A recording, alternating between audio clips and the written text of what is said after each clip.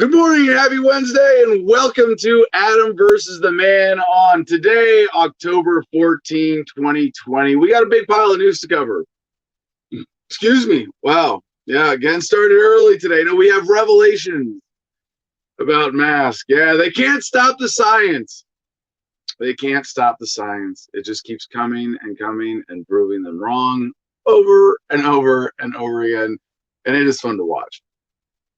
We've got some updates, some COINTELPRO activity in Michigan, it would appear, around the plot to kidnap Governor Whitmer, and just a whole slew of COVID updates. But we figured we would let the censors exactly what we're up to today with the title of today's episode.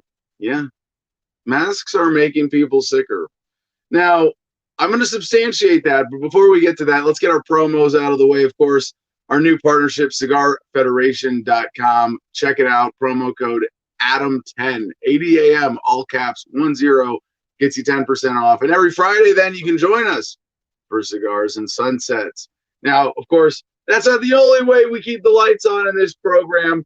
You can go to adamversustheman.com, and you can see our store that CJ put together. Amazing stuff like this mug that you can't see now because he's got all the even cooler stuff on screen, like the Garden of Freedom mug. There's actual Garden of Freedom merchandise. There's Jim Freedom merchandise. There's hats. There's beanbag chairs. You can just, the list goes on and on. CJ, I want to say went overboard, but I'm still not satisfied. And neither is Mercedes. I don't think she's going to stop bugging you until we have freedom panties. But hey, I'll let that be between you there. That's a little producer thing going on. But eventually, I think Mercedes is going to win. I have a feeling there will soon be freedom panties at the AdamVersusTheMan.com store as well. Don't forget to go to Make Them Debate, cool new site. We're working on Mercedes, by the way. Our official title with Adam versus the Man now is Debate Manager. So check that out. Mercedes says Mercedes says in the producers chat here, I need them for my mental health. LMFAO. Maybe you need them to keep your ass from falling off if you're laughing your fucking ass off.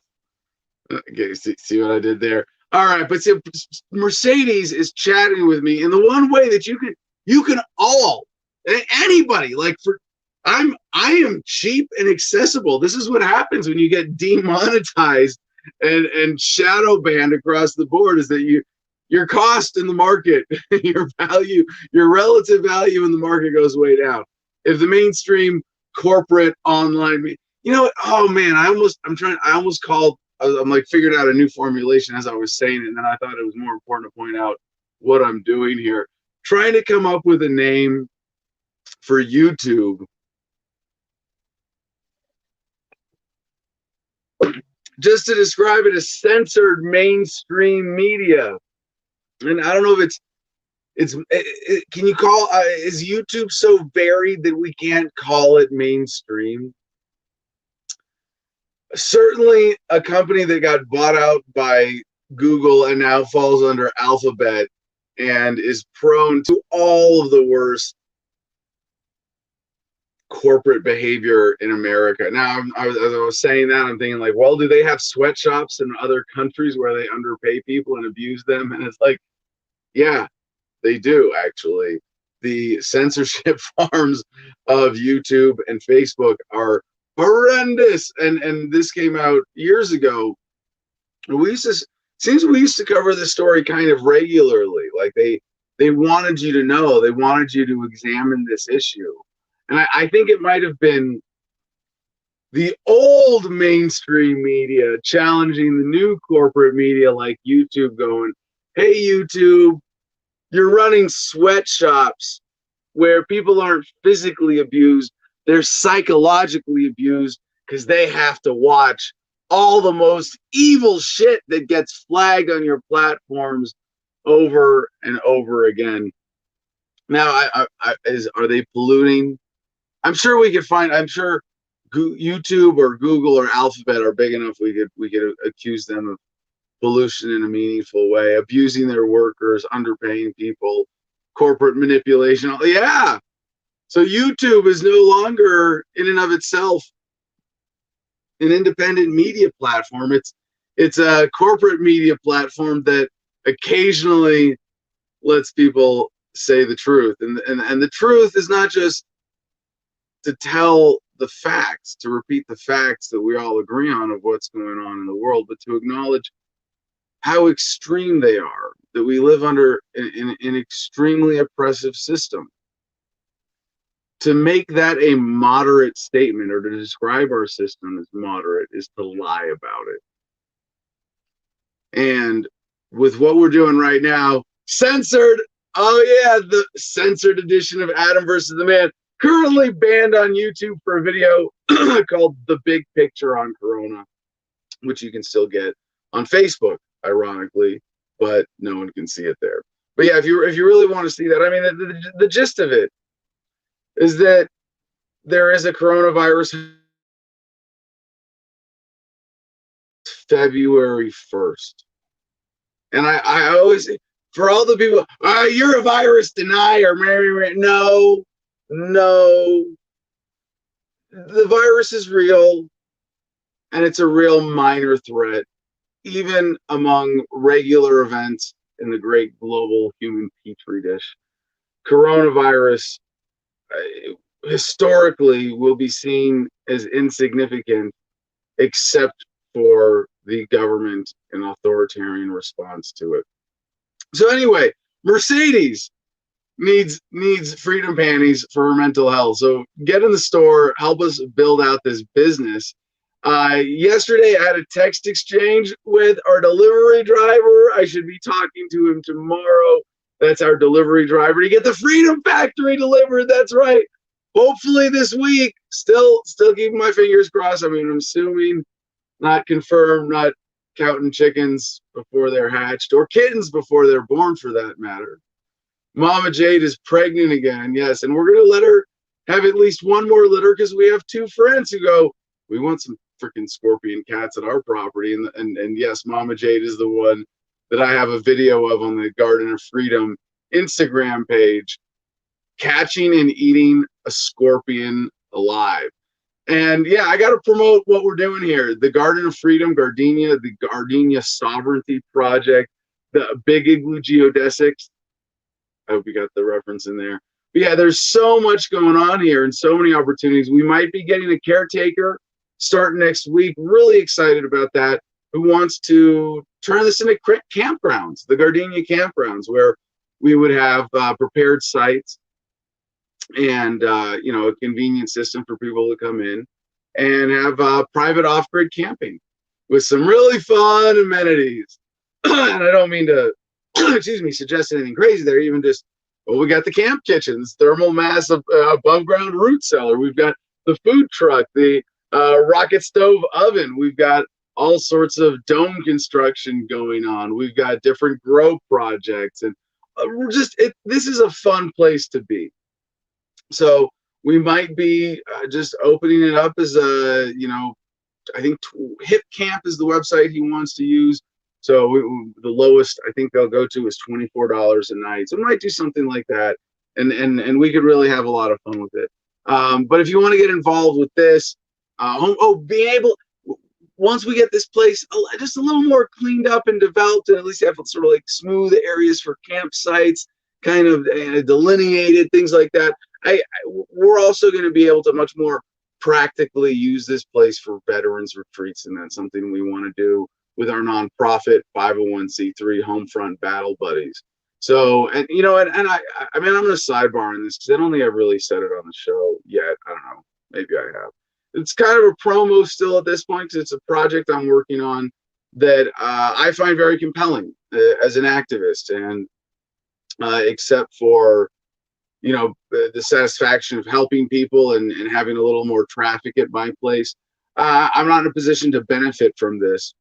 So it's not really a business project. But Stephen McClure, who you might recall from being the Navy veteran with the Bronze Star, Afghanistan combat vet, who was doing some really bold civil disobedience around the original lockdowns with his church, in Georgia. It's him and I working on this, and if we can just raise some seed money, we want to start hosting retreats out here for veterans, particularly combat vets dealing with PTSD or any other post-combat adjustment issues. And you might think, Adam, there's a lot of stuff out there. I'm like, yeah, I know, there's a lot of crap out there, and there's some good programs. I don't mean to say that or insinuate that every single veterans program out there is crap.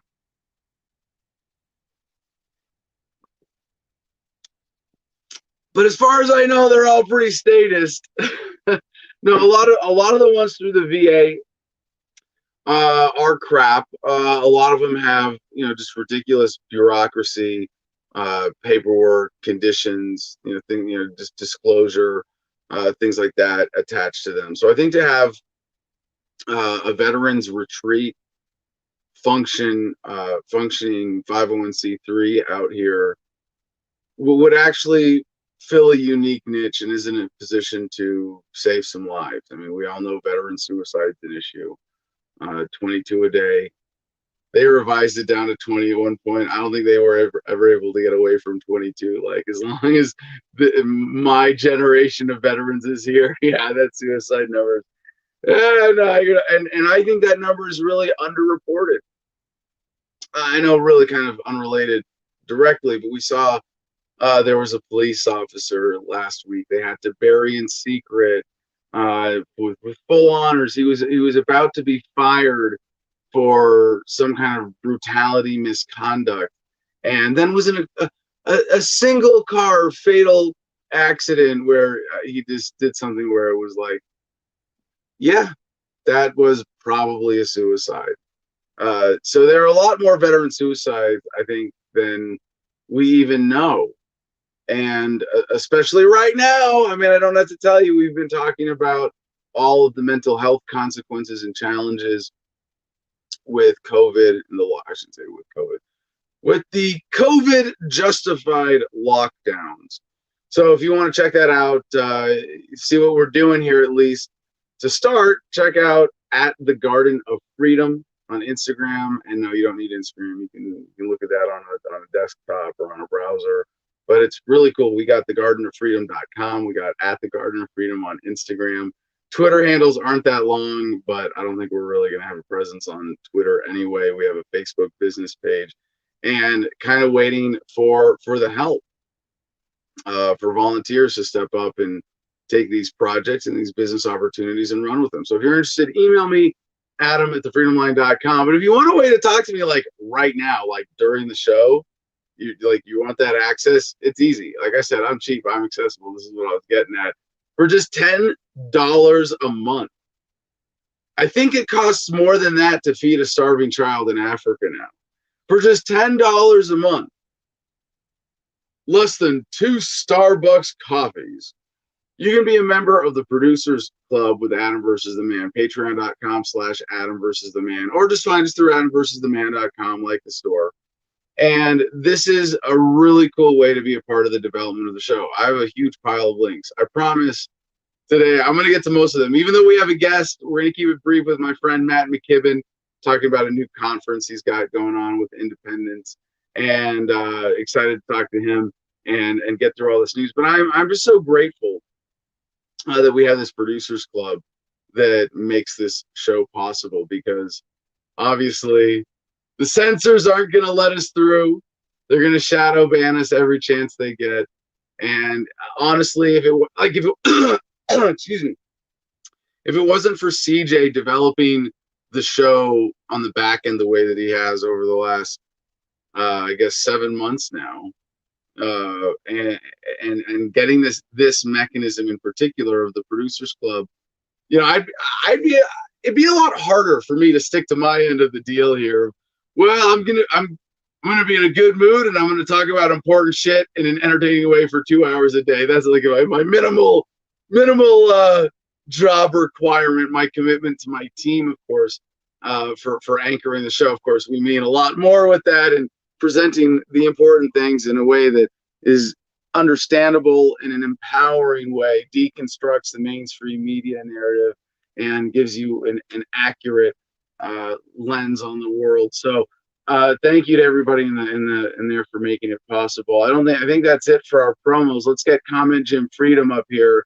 Check in with the audience. Just 15 minutes in the show. How you doing, Jim? Not too bad. How's it going, brother? Excellent. Another day in paradise. We got some visitors this morning. Scott Rollick. What's up, Adam? Watching on Cheers. Facebook. Amastatus always joining us. He's on Twitter. Hello, Mr. Status. Craig Doherty. Happy Hump Day. AVTM crew and fans. Excellent. Excellent. JV McD says it'd be nice to advertise freedom documentation templates. I think he's meaning like whatever documentation you're going to be using for your sovereignty project, you can like upload. Oh yes, so that yes, absolutely. If that's what you're referring to, that is already part of the plan.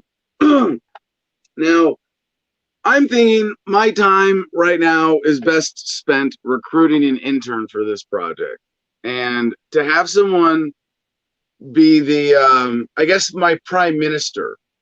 If I'm King Adam Charles Kokesh of Gardenia the First, then then I need a prime minister to actually do shit so I can sit around and look cool and act like a dick all day, right? That's what you get to do when you're a king. Right?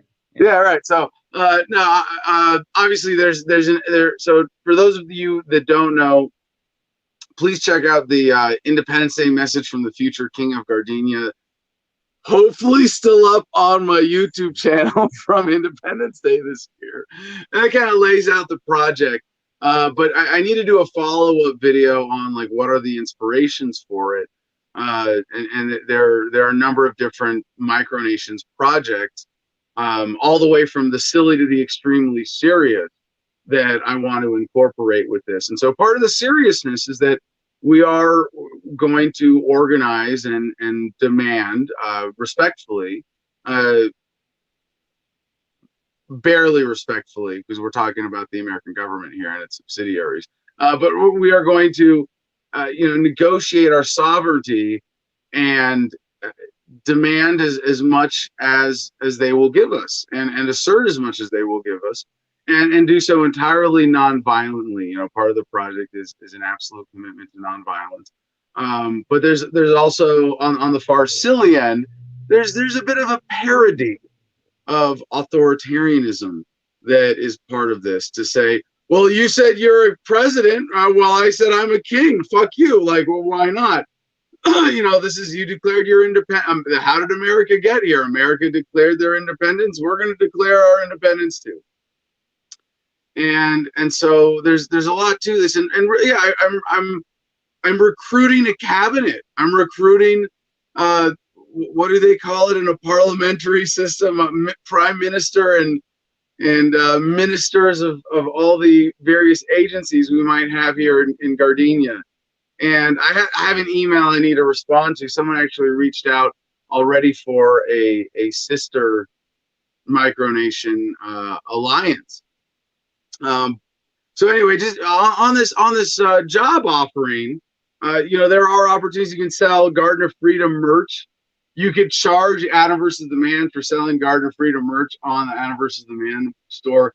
Actually, probably for those items, we probably just make separate the profits, put it to that.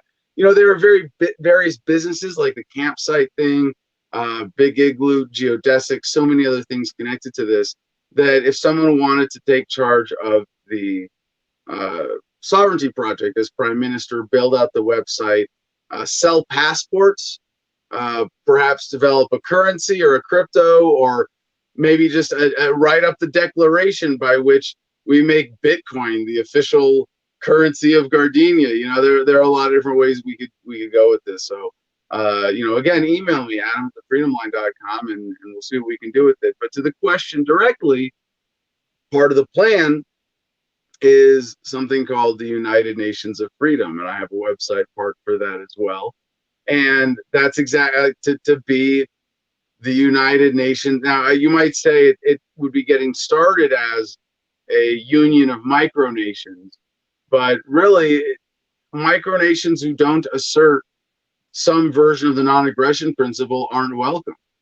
And macro nations who do are, if they back it up in a meaningful way, of course. When the United States federal government says liberty and justice for all, we know they're full of shit. They're not allowed in our little club for now. Word. I'm a status was asking if there's going to be amenities like a shooting range for the Yeah, camps that you absolutely. rent out. I mean, it's what? For the camps that you rent out. Oh yeah. So I mean, we already have an improvised shooting range with a big berm here. We say, are there going to be amenities? Yeah, it's not just here's a plot of dirt, go camp in the middle of nowhere and good luck, you know. And Jim knows this from being out here. But basically everything, you know, we talk about like the showers and the outhouse and the campfire area and the kitchen stuff and the porch, you know, and the shipping container.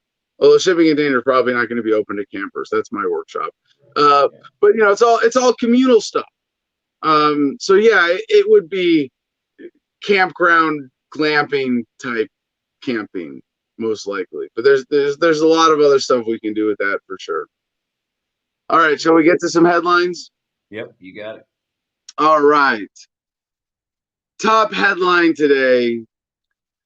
We've got a video from Ben Swann covering this new study, and I have to hand it to Ben Swann for being the one to find this, to point this out, to put this together.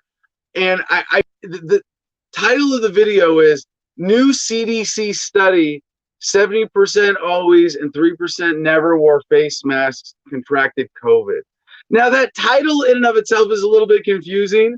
You know, having to pack the conclusion of this scientific study into a headline is a bit of a verbal challenge for any journalist, even one as accomplished as Ben Swann.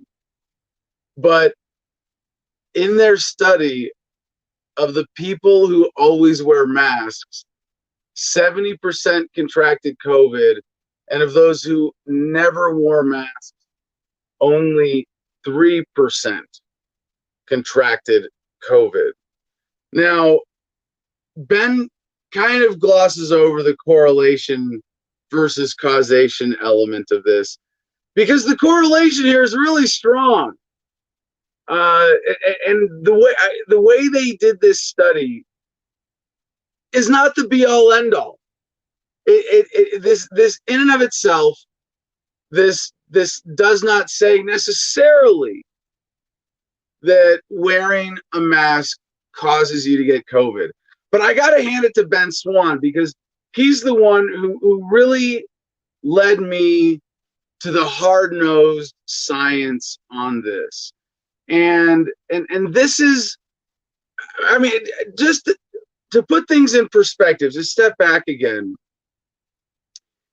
there are a lot of propagandists and authoritarians and their lackeys, the bootlickers, the authoritarian personality types or the subservient personality types in the general population who are scared, who have been frightened and just kind of want to go along with whatever the authorities say. And what Ben Swann did, I think it was about a month ago now, before we interviewed him about this, did another video covering a bunch of different studies about masks. Now, the thing about science is you have to ask the right questions. Now, if we say that you put an individual in a room with a mask, and you do some kind of special illumination and take video, and you can see high resolution framing, like 1,000 frames a second. You can track their droplets through the air and go, look, the droplets can go as far as 6 feet, but with a mask, they're only this tiny cloud that goes out 6 inches. And you go, okay, masks are effective at reducing the spread, not of the virus, but of droplets. So if you ask the question, hey, if I want to limit my droplets, is a mask effective? Science will tell you yes.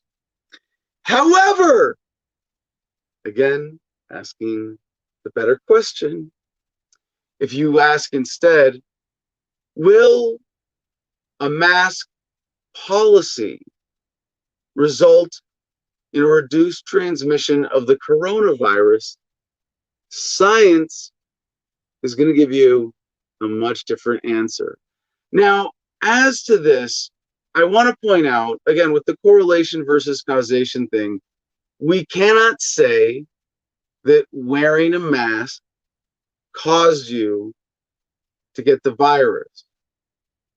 But we have from Ben, and this was one of his earlier studies that he pointed out, was that in controlled environments, like actual controlled, truly scientific experiment versus control group studies where they had two groups exposed to the flu virus, and they had one wearing masks continuously and one not, they found that the group wearing masks was more likely to get the virus. Now, when you have an experiment in a control group, that's when you can assign causation. Now, never with certainty. That's the point of science, is that it's a process of science isn't a body of knowledge. Science is not a set of conclusions. Science is a process. It's a process of inquiry, of discovery of truth, of advancing human knowledge.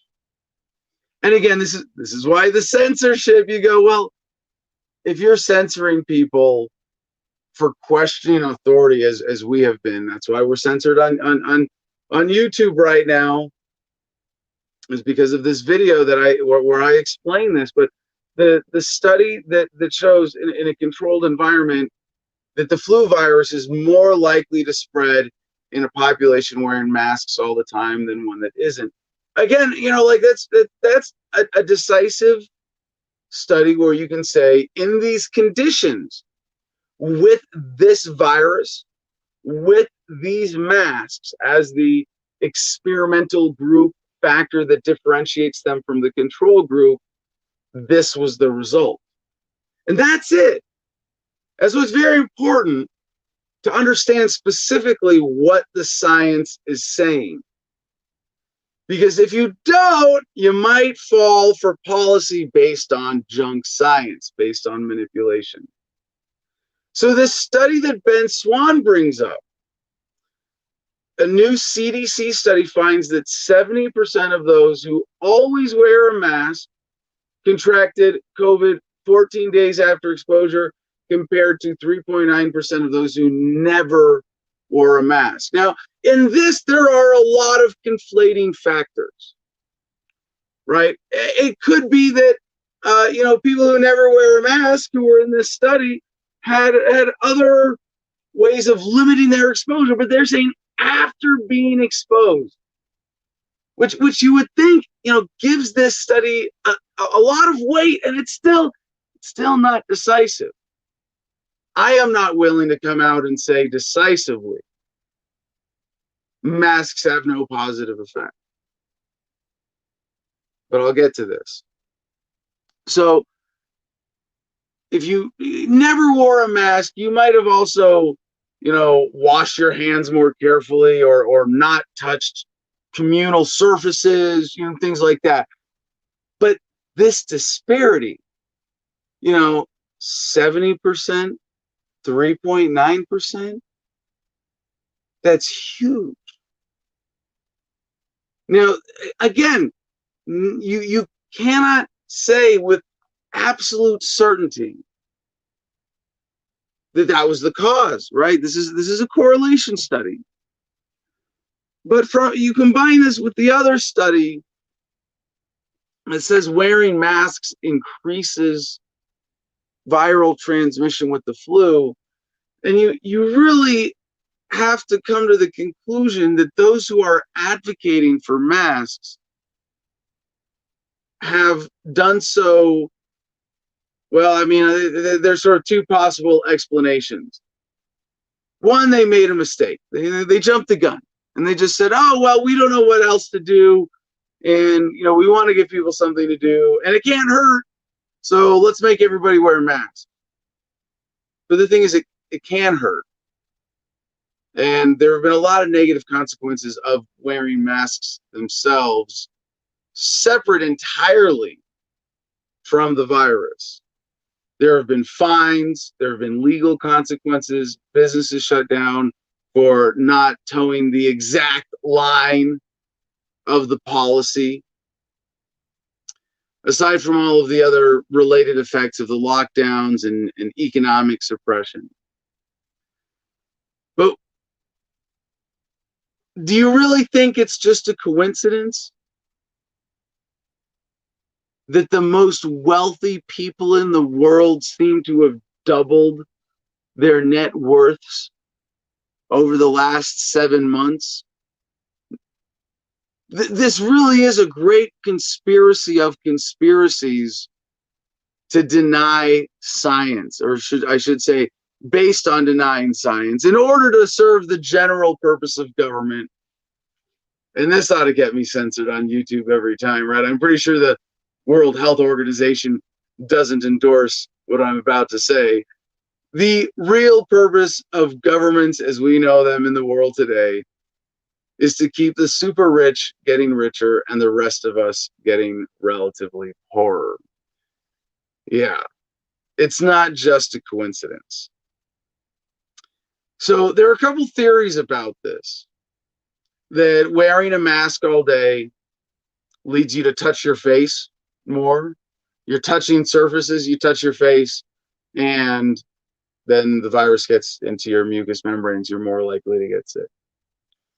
Then there's the moist environment that's created. Remember, masks worn by doctors in surgical environments are worn under very different circumstances, not for prolonged periods, extremely sanitary conditions, and they're not touching public restroom doorknobs, then touching their mask, then cutting patients open.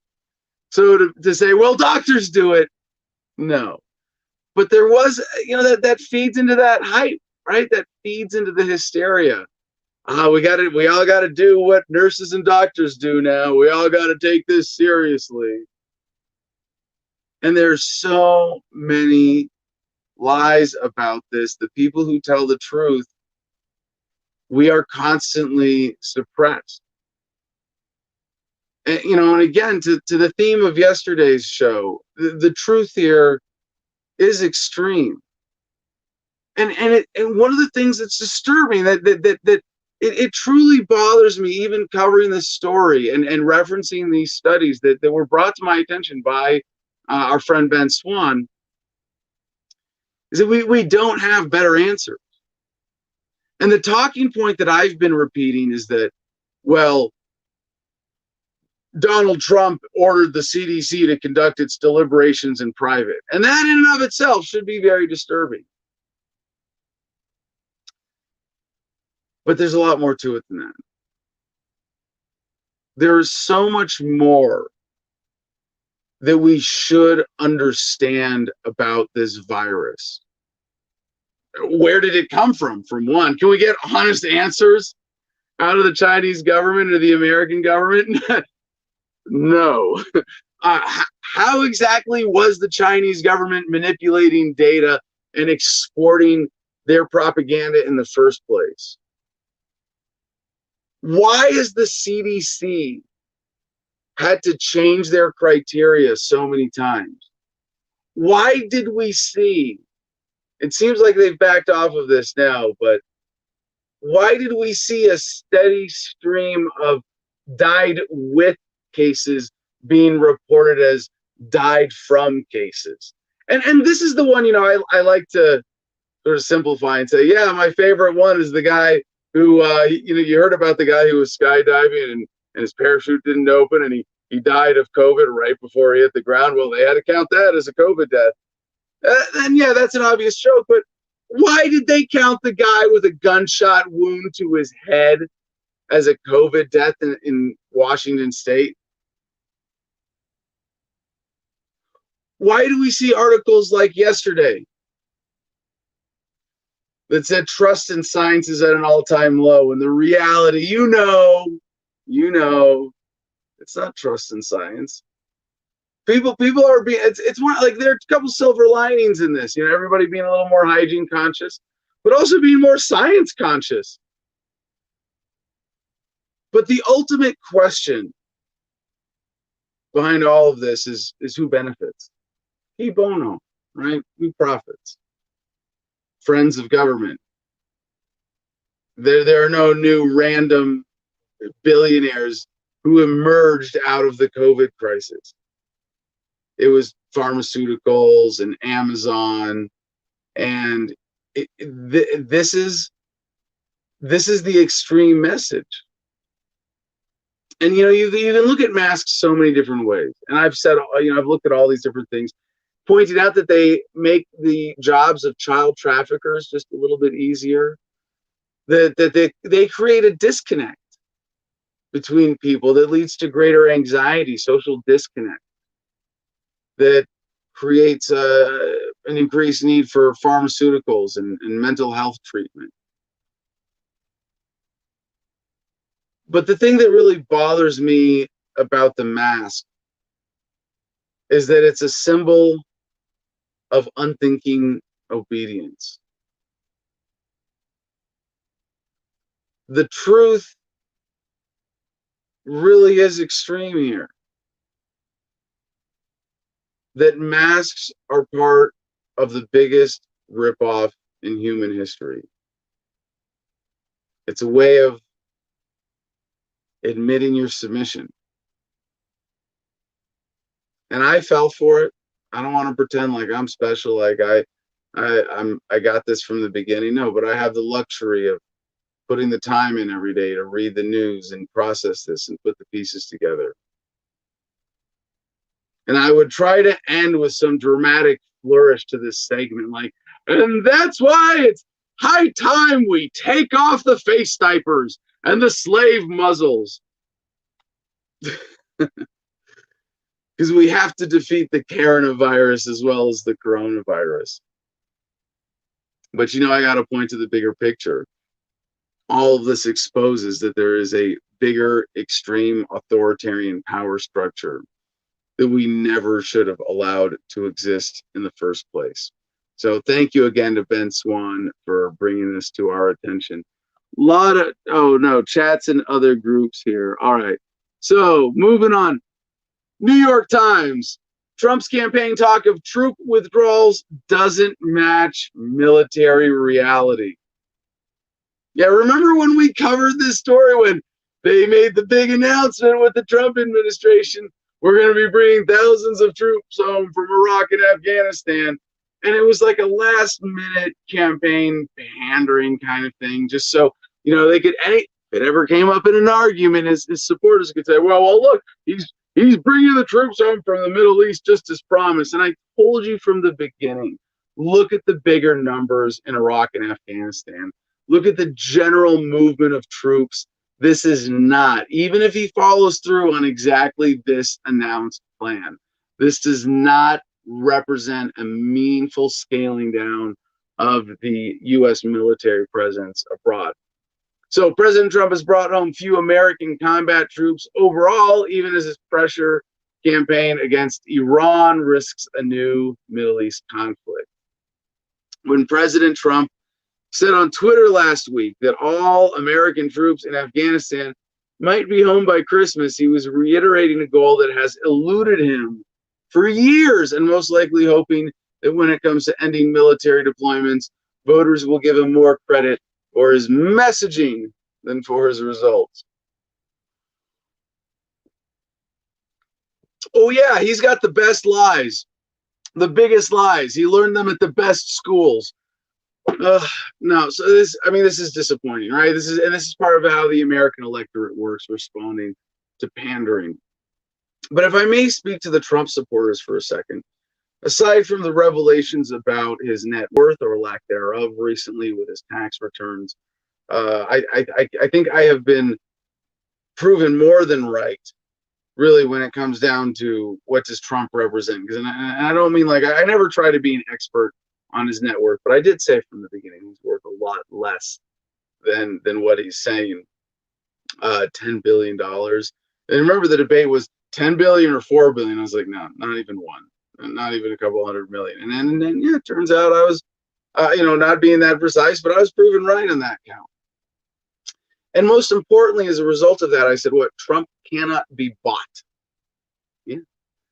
Not because he's independently wealthy, but because he's been in the pockets of the bankers from the beginning. And his recent tax returns and the amount of debt that he seems to be carrying would back that up.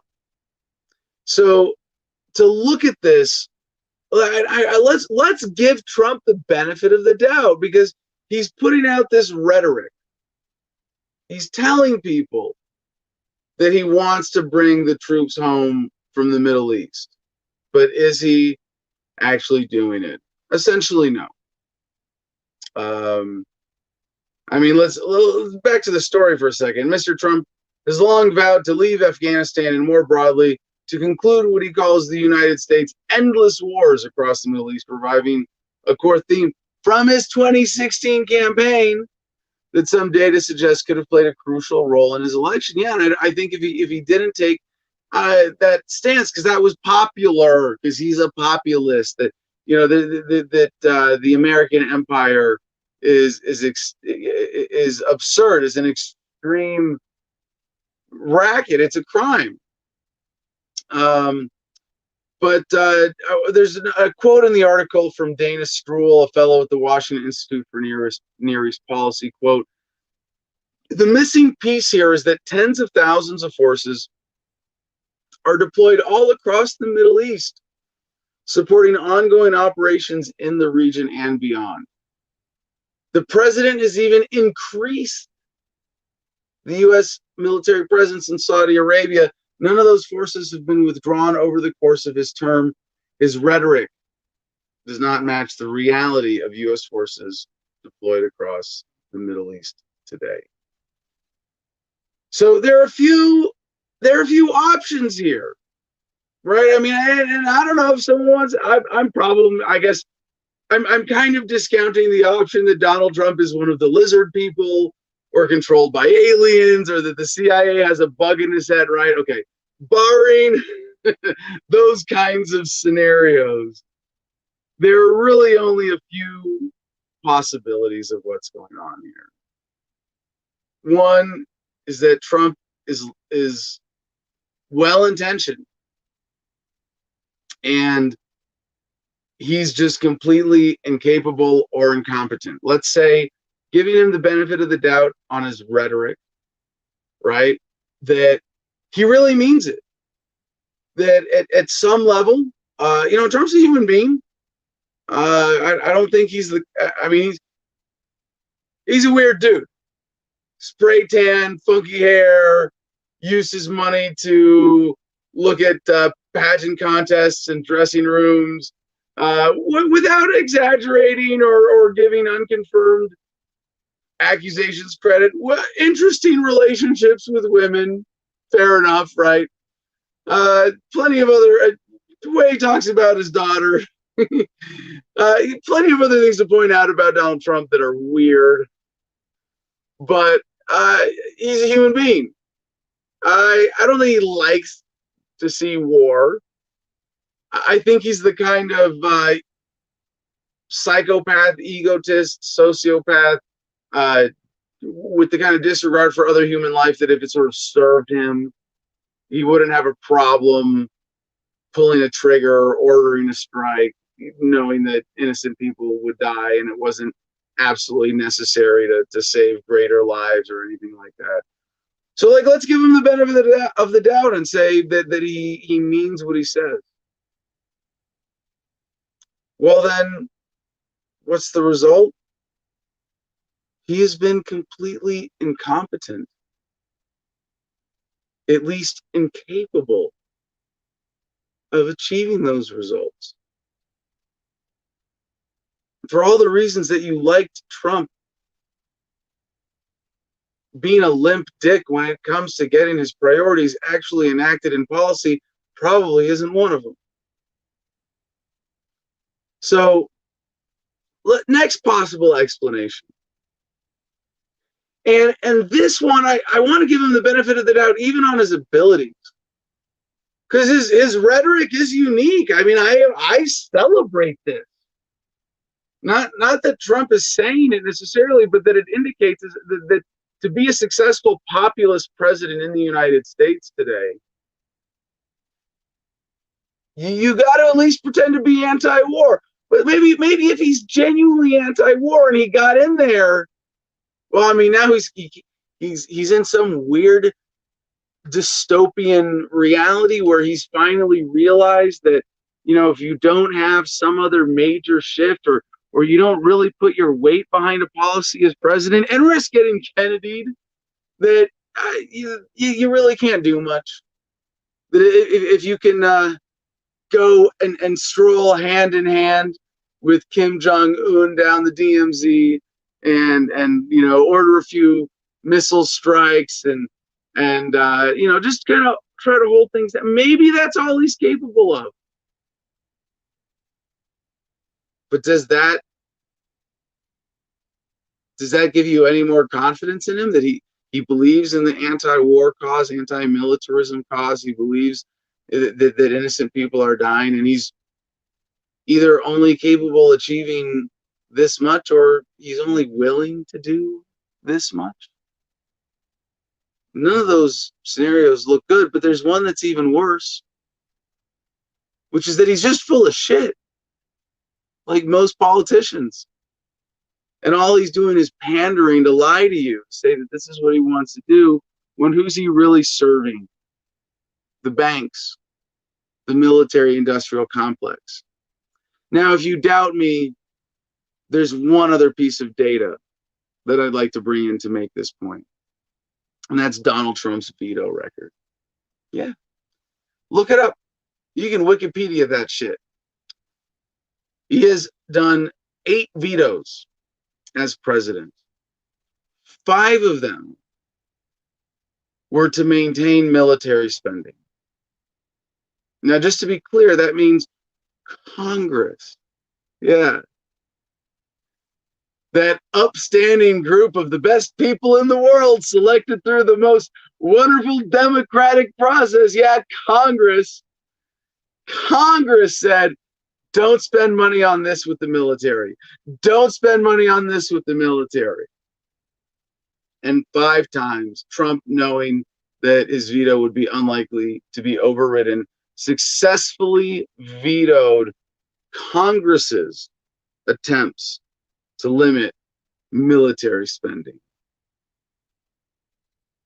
There's no way around it, really. Door number 3. Unless you believe in aliens or controlling Trump's mind, he's full of shit. All right, I got a bunch of chats now I see in the Producers Club. Oh, wait, no, wait, are these? All right. Yeah, CJ, Trump can't be bought because he has already been sold Mercedes. He's like a limp dick in the wind. He doesn't know what way to go. I had a feeling that referring to Trump as a limp dick was going to get some comments. Mercedes, maybe some freedom briefs would fix that. Do you know what a post turtle is? This was supposed to go to the bullshitters chat. Yeah, that's okay. A post turtle. A turtle sitting on top of a post. Doesn't know how or why it got there. And has no idea how to get down. Yeah, I think that's it. That's Matt mentioning that in the comments. All right, we've got just a minute. Let's see. Is our guest ready, CJ? If you want to text me, oh, CJ. Yeah, before you tell me that the guest is ready, you got to get a picture of a turtle stuck on a fence post. Let's get Jim up here. Any comments? All right, guest is not ready. Jim, well, let's check in with the audience and see how many headlines we can breeze through while we're waiting for our guest. What's going on? Yeah, our guest should be somewhere. So I'm sure CJ will work on that. I'm a statist believes Trump's second term would be more damaging to the Second Amendment than Reagan ever was.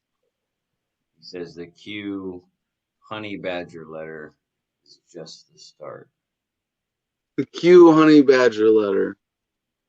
All right, you got to email me that. I mean, I know this is I suppose a specific QAnon document. I don't know it. But by the way, someone just posted Mercedes Facebook bans anti-vaccine ads. I think we've already got this one pulled up, Mercedes. Oh, guest is ready. Yep. All right. Any burning comments you got there before we go to our friend? Matters asking about the bullshitter chat. That sounds fun. You got to be a member of the Patreon club to get access to the Producers Club, and then you'll also get access to the Bullshitters Club Anonymous. Yeah, our Producers Club chat actually got a little bit overwhelming, and we wanted to keep that primarily focused on the show and the production, but we also wanted there to be like a back room, kind of like we did with the presidential campaign. We had a Kokesh for President Bullshitters Anonymous chat, so that when we could keep the main channel clear for important announcements, but people were still able to have their bullshit time. And so if you join the Producers Club, AdamVersusTheMan.com, check out the Patreon link, or patreon.com/AdamVersusTheMan, then you can see it. And these chat people are having fun there now. We have a Gardenia chat. For some reason, people are going crazy in the Gardenia chat. I'll have to check that out after the show too. But all right, let's bring Matt McKibben on here. Hello, how you doing, Adam? Excellent, great to have you, Matt. Now, Matt is a longtime friend of mine, Matt McKibben. Now, I don't even remember, I guess, how we first met, but we one of my favorite memories with Matt is speaking at a MAPS conference that he was helping to organize. Got me hooked up. That's Multidisciplinary Association for Psychedelic Studies. He's been involved in a lot of crypto startups and different projects. Just an entrepreneur activist who I keep trying to drag him into politics. This whole time, come on, man, do something with the campaign, do something with the liberty. Come on. But he's always been, an activist and an entrepreneur, and a very passionate and a very smart, very cutting edge one. And we're bringing him on today, not just because it's about time. There's so many other fun things that we should have been talking about over the years, but a conference that he's organizing now called INC 2020, Independence Governing Independently.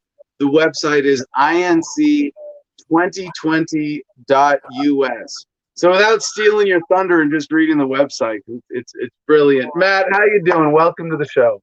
I'm doing well. It's really good to see you, Adam. We met back in 2012 when I was in DC. All of the activism around Ron Paul, and we threw that event, the Ron Paul walk through the DC. We had the moment of silence. Tatiana Moroz was there. It was pretty amazing. So I think that's how we originally got to hang out with each other. And then we did the crypto show on I tell this story all the time, actually. November 21st, 2012, the end of the Mayan calendar, we hold a crypto show, and we ended up, that was actually the first time that really wrapped my brain around what blockchain was, because we had the founder of Armory Wallet on, and he walked us through the step by step of why it was really important.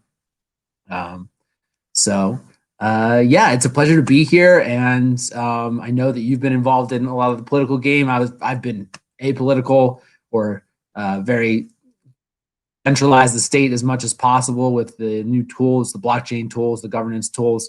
But I've been kind of inspired by this new independent national convention that's been created. And we've kind of gone over you've gone over this a million times. most people don't vote because they don't identify with these two choices in general. Like 40% of Americans are registered independents or just don't want to participate in the two ones. And like King George said, like the two-party system is the current tyrant. Like and we want to declare independence again against that. And so the event, the INC, in 2020 is being held October 23rd to the 25th in Cheyenne, Wyoming. We got to hang out with some of the like crypto legislators and the mayor there, and they're all very libertarian in their minds. And the INC represents kind of the integration and unification of all these kind of independent political networks, and to act for these actors to create a more powerful and coordinated election outcomes from the ground up. And it's not about like having one overarching party that kind of decides what your views need to be. It's independents governing independently, and that's very specific in that sense. Do you think you might have so with libertarians, it's like independent versus libertarian, you know, and I'm obviously you're very deliberately including libertarians in this, and I think that's, I see what you're trying to do there. But do you think you might have had better branding success if you made it the I don't know, fuck the duopoly celebration version of Burning Man, like we burn some symbol of the duopoly, like you know that people you know, like this. I mean, my one immediate critique of this, right, is that your messaging is too kind. People are united by hatred of a common enemy, and we are more united around hating the current power structure and the duopoly than, you know, identifying as political independence. So I don't know. What do you think of this, you know, branding strategy of inclusiveness? So there's a couple of different things there. One, sorry, hold on. Fuck the duopoly of Palooza. That was what I was trying to say. I think you should buy that domain name and we can redirect for sure. So we can have multiple different avenues to do the advertisements. I fully support that. A couple different things. One, I don't think that having people surround themselves with hate around something specific is good to start a social movement. I don't think start a positive social movement there. And two, there is another kind of wing of this, isn't necessarily done by us, but if you go to liberate.us, there's a website there that is basically saying what you're saying, and it's a strike against the two-party system. We refuse to vote for people that are part of a party in general. And so it kind of goes hand in hand. There's the strike on it. There's saying like, screw the two-party system or screw the party system in general.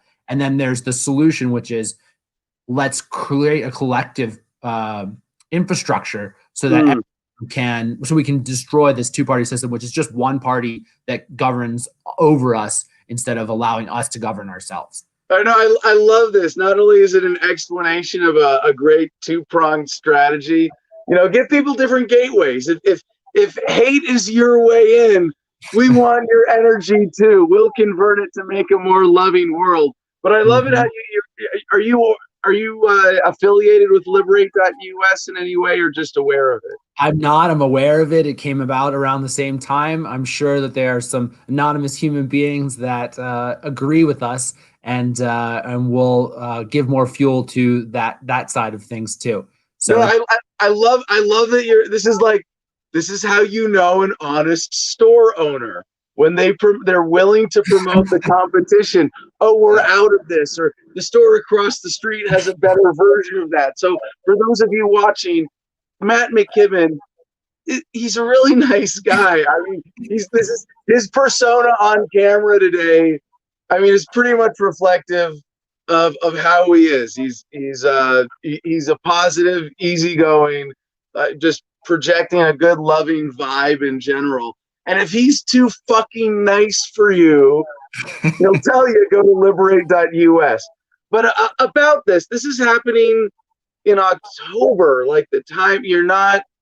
I mean, it would be naive to say that that you're trying to have an impact on this election so much as taking advantage of this timing to launch and start this conversation and bring people together for a longer term vision.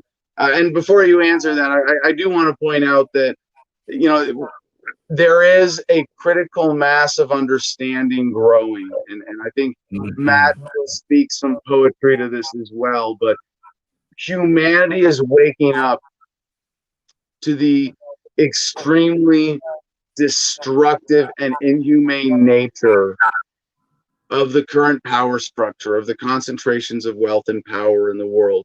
And a lot of people have different ways of going about it or even talking about it.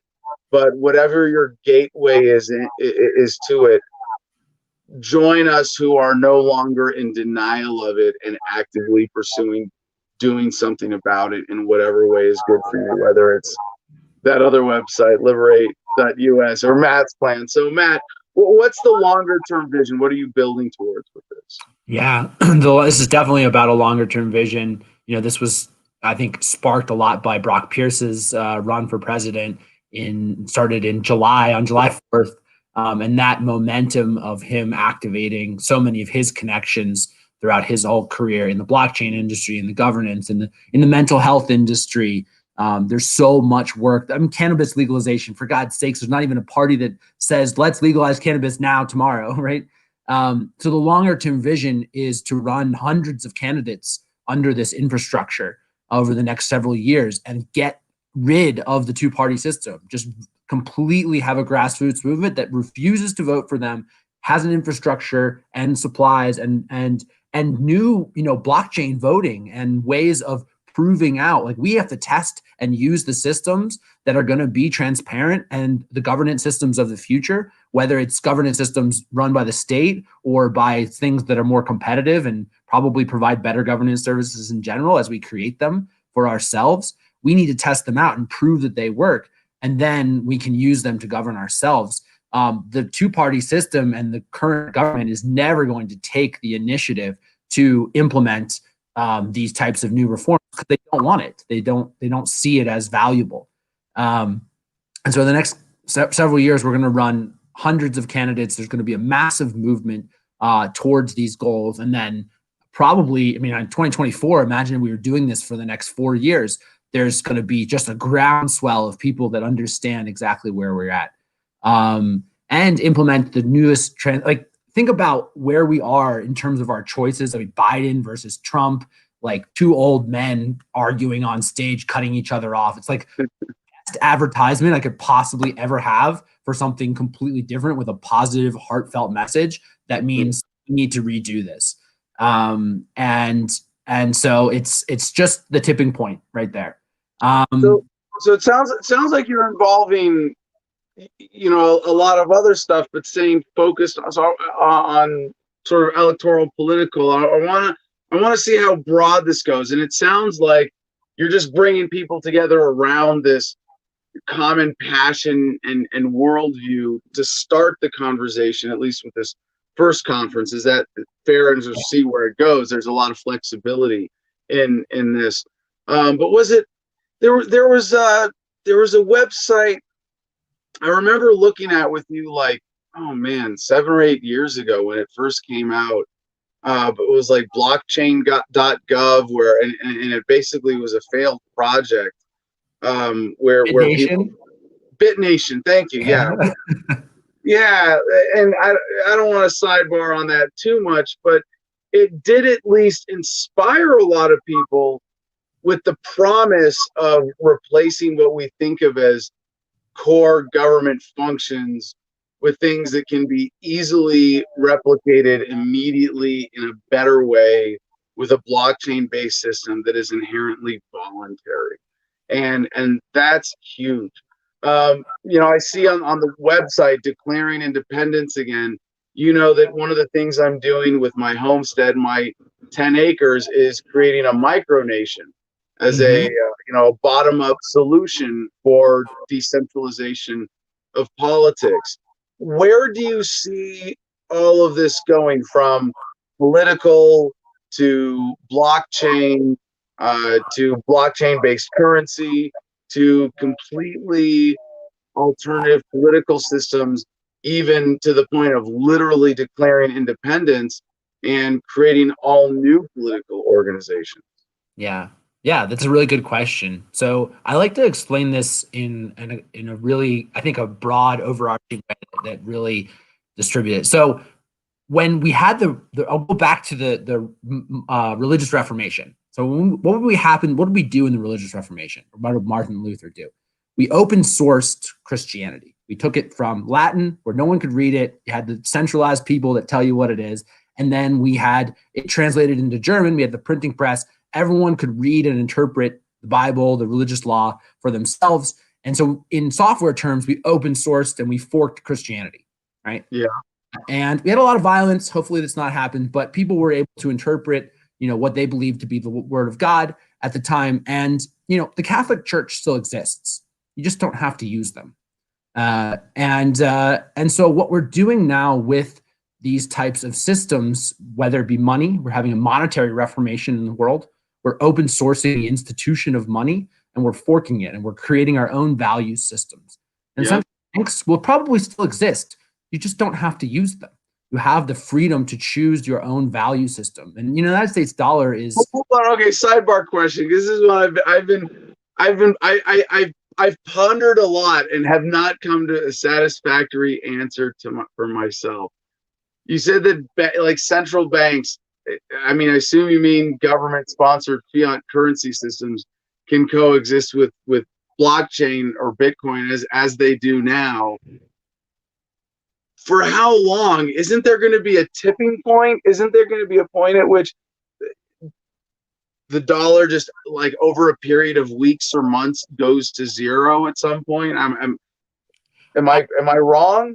I mean, that will eventually probably happen, potentially. Although, I mean, what if they start backing the dollar with Bitcoin and gold and other types of currencies? Right now, the dollar is, in cryptocurrency terms, is essentially a utility token for oil, like the dollar, right? Backed by proof of violence, right? So utility token, or we're going to invade you, right? Like that's how it works. And that system we know isn't a really good value system for how we're extracting oil, carbon out of the thing, we're burning it, and that's how we have our entire money system built on. So what if we had a regenerative currency? What if we had a currency that, by its nature, by using it, we put carbon back into the oil, or we had a regenerative agriculture? It does something. We need to flip that script. By that same token, or at very least neutralize it. I mean, so the vision that you just presented there, and I want to say to my skeptics in the audience of blockchain and Bitcoin, and there's still a lot in the libertarian community, that I have done enough research that for me to hear Matt say something like that, I go, oh yeah, that's a very reasonable possibility. But what's impossible to deny is that by getting any kind of free market money, we can at very least, if not flip, we can neutralize the evil around the current monetary system and clear the path for an incredible, beautiful phase of human progress. We're redefining all of our value systems with this. The people are allowed to redefine it instead of a bunch of old dudes at the top that decide how the value systems work. So we don't know exactly what that's going to look like. It might be Bitcoin. It might be something that we care about more in 10 years. I don't know what that is. But we will be able to redefine our value systems, hard code them into cryptocurrency systems, and ensure by using that we are living our values. And the same thing with the governance systems there. We're going to be able to open source our governance institutions and figure out whatever the best way is to compete to govern ourselves. So whether that's through DAOs, or like if you think about like the incentive structures in the current way that the state runs the criminal justice system and just all those types of things, we need to reinvent those institutions. And they're not going to be reinvented by the people currently in power. We're going to need to reinvent them ourselves. We're going to need to codify that. DAOs themselves are starting to have legal structures around them. So that's going to be a huge like Cambrian explosion of like, all right, how do we creatively govern ourselves and what works better and what works across, like there's no borders once we have these types of systems. We just have our own we'll know what we've won, and this is one of my favorite sayings. We know that we won when you want to come to my company's name is Decentranet. When you come to the Decentranet embassy services instead of the United States government embassy services, right? Like we know that then that's more powerful than like the big military one. Yep. One in out competing the state for its own services, and we have a free society. Yeah, that's one. There's so many beautiful delineations we could mark along the way. I mean, the end of to me, I'm gonna declare victory a little sooner. I'm gonna declare victory when we defeat militarism, and then Decentranet replaces all the rest of the government functions bit by bit. But yeah, so you've got with this conference, and this is coming up weekend after next. So if anybody wants to go, you have just enough time to get plugged in. And there's some really cool speakers. I mean, Brock Pierce, who people know not only as the child star background, but the cryptocurrency industry pioneer, Brittany Kaiser, Cambridge Analytica whistleblower, Christopher Life, founder of Independent National Union, the Marion Orr, the mayor of Cheyenne is going to be there. She's so pumped. She's like that's for this. There's also going to be a really awesome after party that they're going to shut down like the center of Cheyenne, and she's on her way out of like political office, so she's really pumped to have this static dance stereo system in there as a celebration of this movement. But also, if you think about it from like all the protests and things going on, it could be a protest of the two-party system. You can't shut down protests, right? Wow. No, I mean, you've got the mayor of Cheyenne on board. I mean, like that probably, I think we might have made a mistake and buried the lead in this story, but this is really cool. There's more speakers coming. They're going to be updated every single day. There could be some celebrities. If you think about who else is on Brock's campaign, Akon is on Brock's campaign, so that could be a thing. There could be some really cool people that end up coming to this event. There's a lot of momentum in the background, and I think we need it. We desperately need people to come here and be a part of this political activism. Whether you're driving there and you're just going to see what's up, or if you need to stay where you are on the live stream, watch that. We're going to have the third free and equal debates there as well, and that's a really I think the third one this year. So Christina Tobin and their whole crew will be there. It'll be amazing. No, this is the independent presidential candidate debate, and considering what a clusterfuck wrapped in a train wreck the last debate was, there's certainly a market right now, and I think for you guys teaming up to combine these events, you with Free and Equal and Christina Tobin, I think that's really smart. This is going to be a lot of fun. I'm going to try to be there. I just know that the audience knows. I can't promise yet, but I intend to be there. We've got some logistics to work out, and I've got a couple conflicts to resolve. Probably not a big deal, but I'm never one to just abandon a commitment for something as fun as this. So, Matt, obviously you're going to be live streaming the whole thing. You've got, but there's a whole other way for people to plug in other than just like sit and watch. So for people who can't be there, who aren't going to be able to get the actual in-person experience, by the way, Cheyenne's not big on masks, are they? No, Wyoming has never had a mask mandate. Masks will be encouraged if you choose to wear them. They're encouraged, but nothing is required. But I would make I don't mind that, but if I could make a slight modification or request that you modify the official language on that slightly, is not that you request masks, but that you respect masks and you expect everyone else to respect other people's standards for hygiene, however they are expressed. If they expect distancing or for you to wear a mask around them. But I get it. No, and you're on the right track. I mean, that's the right attitude, is that it's optional and we're respectful, and that's what we've seen.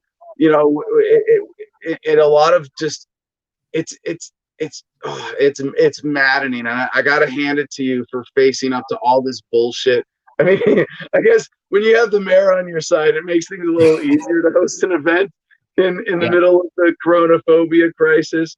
But anyway, bigger picture question then, for people who can't be there in person, how would you invite them to plug in and connect with this bigger conversation that you're creating here? Watch the live stream, get involved as much there, and then there will be local organizations and ways you can run for your own office under this if you think that that's something that you want to participate in. We're going to be, I said, backing hundreds of candidates over the next several years to be under as an independent. You decide your own platform. It's not the Libertarian Party. It's not the Green Party. It's not the Alliance Party. It's you deciding what your platform is and then having a common core infrastructure. So running for office in that sense in your local town, in your state. And you can also we'll be able to start meetups and local grassroots movements in your local area with this kind of backing. That's the best way to get involved. So is it fair to say that, like, and I know this is a very sort of oversimplified comparison, but like there's TED Talks and then there's TEDx's, that you're gonna encourage people to create their own local forums and their own versions of this? Yeah, with kind of the backing of the Independent National Union, we will be able to provide the resources to kind of that structure to kind of create that in your own town. A lot of people, like, if you go under the LP or you go under all these other things, they don't necessarily provide think about like a startup infrastructure, a website and social media and how to do this. And so like using the basic startup tools that we're teaching entrepreneurs to do every day, like Decentranet, we want to be able to provide those types of tool sets for independents to run in their local infrastructure there. As well as, I'm part of the Independent America, so beindependent.us, and they're going to be a media arm. So we'll be able to provide the media buying and the resources there for independent candidates that run. Now, Matt, I got to say, in the defense of the Libertarian Party, we do a job, I want to say a good job or a decent job of supporting our candidates and our local county affiliates and sharing web and social media resources like that. But if there's an umbrella organization that's doing a better version of that and it's pulling in the same direction, I'm 100% for it. And, maybe we can learn from each other. Maybe libertarian candidates are going to, in some ways, find themselves better supported in this group. And, I'm tempted, as a libertarian, to be very guarded. Like, you're coming together to talk about politics and you're not talking about libertarianism. What's wrong with you? But obviously I recognize that there are a lot of people who don't think like us, who still want to powerfully pull in the same direction that we would describe as towards freedom, but we can bring people together in saying against the current power structure. And I'm excited to see the umbrella effect of this. Yeah, it's like if you're running, all the independent candidates are running against each other in all these elections, we're never going to beat the R's and the D's. But if we have someone that gets in that's an independent running on their own platform, they might not agree with you on all the different positions as a libertarian, but they're going to be a hell of a lot better than the R's and the D's there. And that's the main thing. That's just one power structure that basically crushes the rest of them. So we need to come together with a common infrastructure and allow for those people to, and like libertarianism is the biggest third party, if you will, there. It's the biggest core philosophy there. I don't think that a bunch of people that want to raise your taxes are all going to get elected everywhere. I just think that people want to do that in this time. And so that's like the two-party system is what we have to dismantle in order for us to govern ourselves. Beautifully said. Matt, is there anything else you want to tell our audience or to pitch about this conference or ways to get plugged in? Again, let's get the website up on screen. INC, as in Inc., Independent National Conference 2020.us, Inc. 2020.us. .us, Matt. Yeah, come to the event. If you can't come, share it. Share it with all of your friends. There's going to be an amazing group of people that are there. There's going to be potentially a very large art car that's coming, maybe the Mayan warrior that's going to rock our worlds with the mayor on top. And it's just the start of a celebration of how we're going to be able to govern ourselves independently. And it's just so much needed in these times. So I really appreciate it. Encourage you to come join us. It's going to be amazing. Awesome. I hope I can be the voice for micronations in all of this and declaring your independence, literally creating new states, new models. Don't fight the old, build the new. And part of what, I always, not just talking to Matt, you're cool and all, but you hang out with cool people too. Matt, as cool as you are, you usually hang out with people who are even cooler, as hard as that might be. And every I try time to surround myself. yeah, and I think this is a great example about it. So one way or another, I'm going to be a part of it. Matt, thanks for joining us today. Thank you for having me, Adam. Really good to see you. See you in a couple weeks, week and a half. Excellent. Peace and love, brother. All right. So I hope that and I might get to visit. I might get another family visit in here too if this is happening in Cheyenne. So let's see. Okay, we have one more link shared in our producers club. I promise we're going to get through a big pile of headlines today. But Mercedes wants you to know that researchers at Large Hadron Collider are confident. Wait, I got to pull it up. All right. Inserting news in the middle of the show. Let's get Jim up on again, check in one more time with our comments as I pull this one up. Jim, what do you got? I hope people enjoyed hearing from Matt there. Always just, bringing entrepreneur mentality to activism. I always find it a fun and invigorating challenge. Yeah, that was cool. I can't wait to see some video or an update after that event takes place and what goes down with the mayor being involved. Well, heck, maybe if people who are sponsoring this conference enjoyed that interview enough, they'll sponsor you coming too, and you and me can go together and get some good man on the street videos too. Just an update to previous. I'm a Status said something about that honey badger thing. He said the honey badger is an AR pistol. He'll email you an article on the honey badger AT letter. So it's a letter from the AT. Okay, so I was assuming incorrectly that it was a QAnon thing. It was QAnon making a thing out of a thing, pointing it out. But we'll get to that. All right, cool. By the way, so another research project I didn't get to from yesterday's show about the $100 laptop project. I'll give you all an update on that by the end of the week. All right, so shall we get into the news then? Yeah. All right, well, the story that Mercedes wanted to share, researchers at Large Hadron Collider are confident to make contact with parallel universe in days. Sounds like some straight out of Rick and Morty stuff, right? The astoundingly complex LHC atom smasher at the CERN Center in Geneva, Switzerland, are fired up to its maximum energy levels ever in an endeavor to identify or perhaps generate tiny black holes. Did you see that picture there? The next one, the second one in the story there, CJ? Do you remember Spider-Man Into the Spider-Verse? There's this big fight where they're like, this is the inspiration for that. Where, although I think in real life it's not quite as big of a machine. If successful, a very new universe is going to be exposed, modifying completely not only the physics books, but the philosophy books too.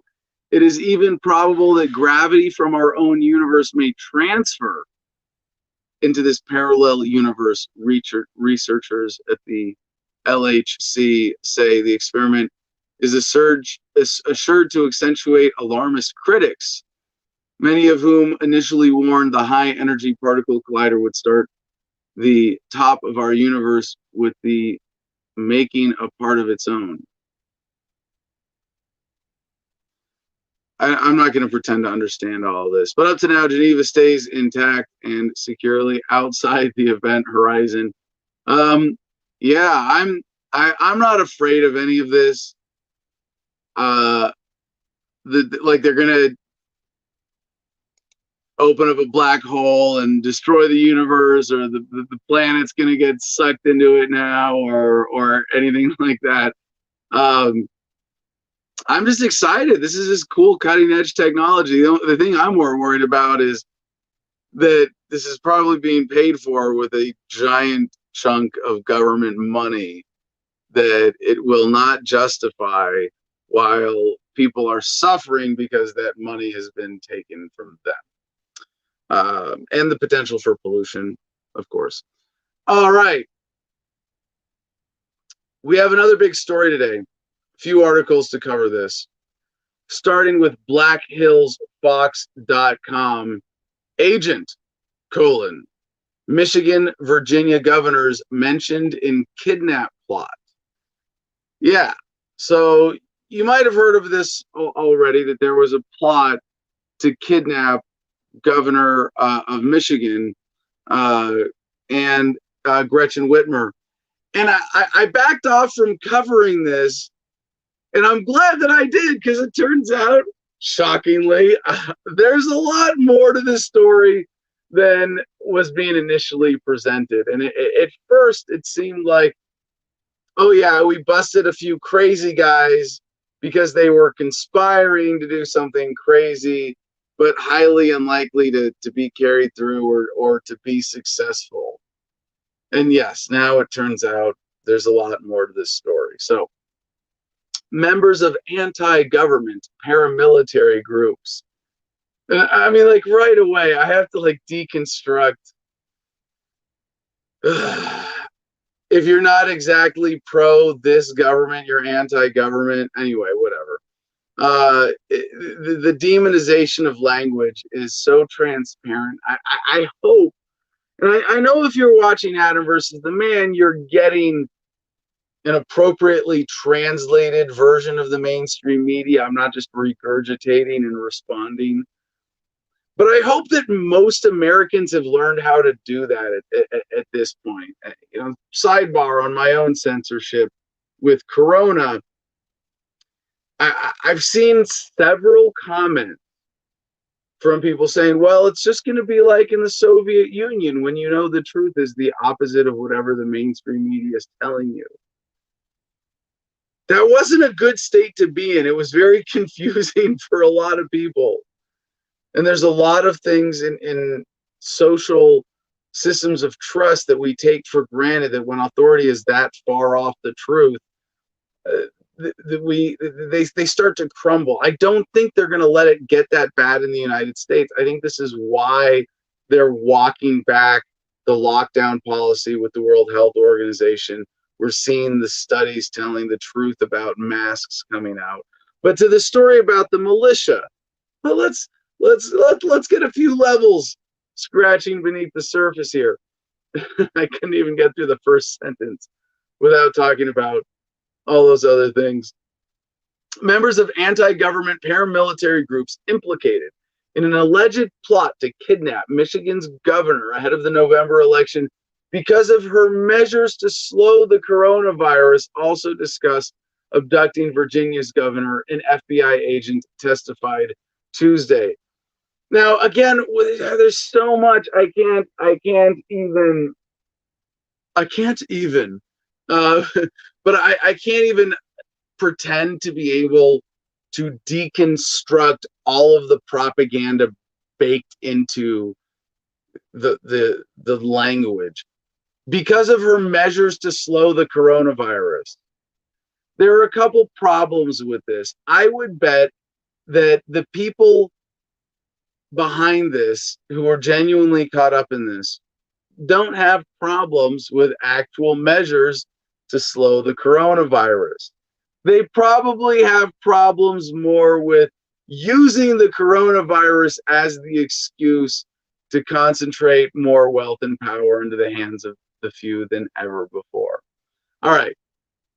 The disclosure came during a federal court hearing in Grand Rapids, where Agent Richard Trask revealed new details about investigators' use of confidential informants, undercover agents, encrypted communication to thwart the purported scheme to abduct Democrat Governor Gretchen Whitmer.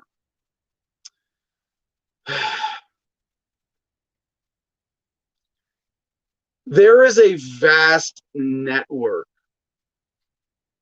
of deceptive, dishonest provocateurs, entrappers, confidential informants, and other undercover agents all across this country right now. They don't reveal themselves when you see an incident like this, because they only have to reveal so much. But it's not hard to extrapolate from this one incident and understand that it is happening many other places, many other agents, many other stories that you never hear about. And this is just like COINTELPRO in the 60s and 70s. And if you don't know, this is, I would say at every show if it meant that one new person was going to learn about this. Because this is not just essential to know, like, see, libertarians, we're right about government, look how evil it is. No, this is a practical understanding of the specific evils that government is capable of against individuals who are dissenting. The purpose of the COINTELPRO program of the 60s and 70s was to render the Black Panthers and anti-war movement ineffective.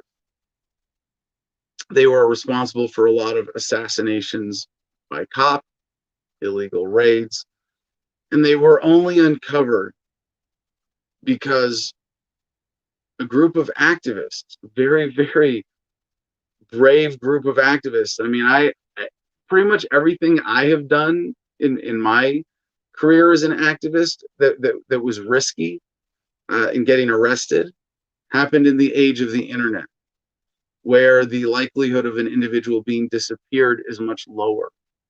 At least if you use the internet to give yourself visibility, I think visibility is safety in that sense. Every time I've been arrested, I knew that the internet was there as a measure of accountability that did not exist when these activists broke into an FBI field office to steal the COINTELPRO documents, to mimeograph them.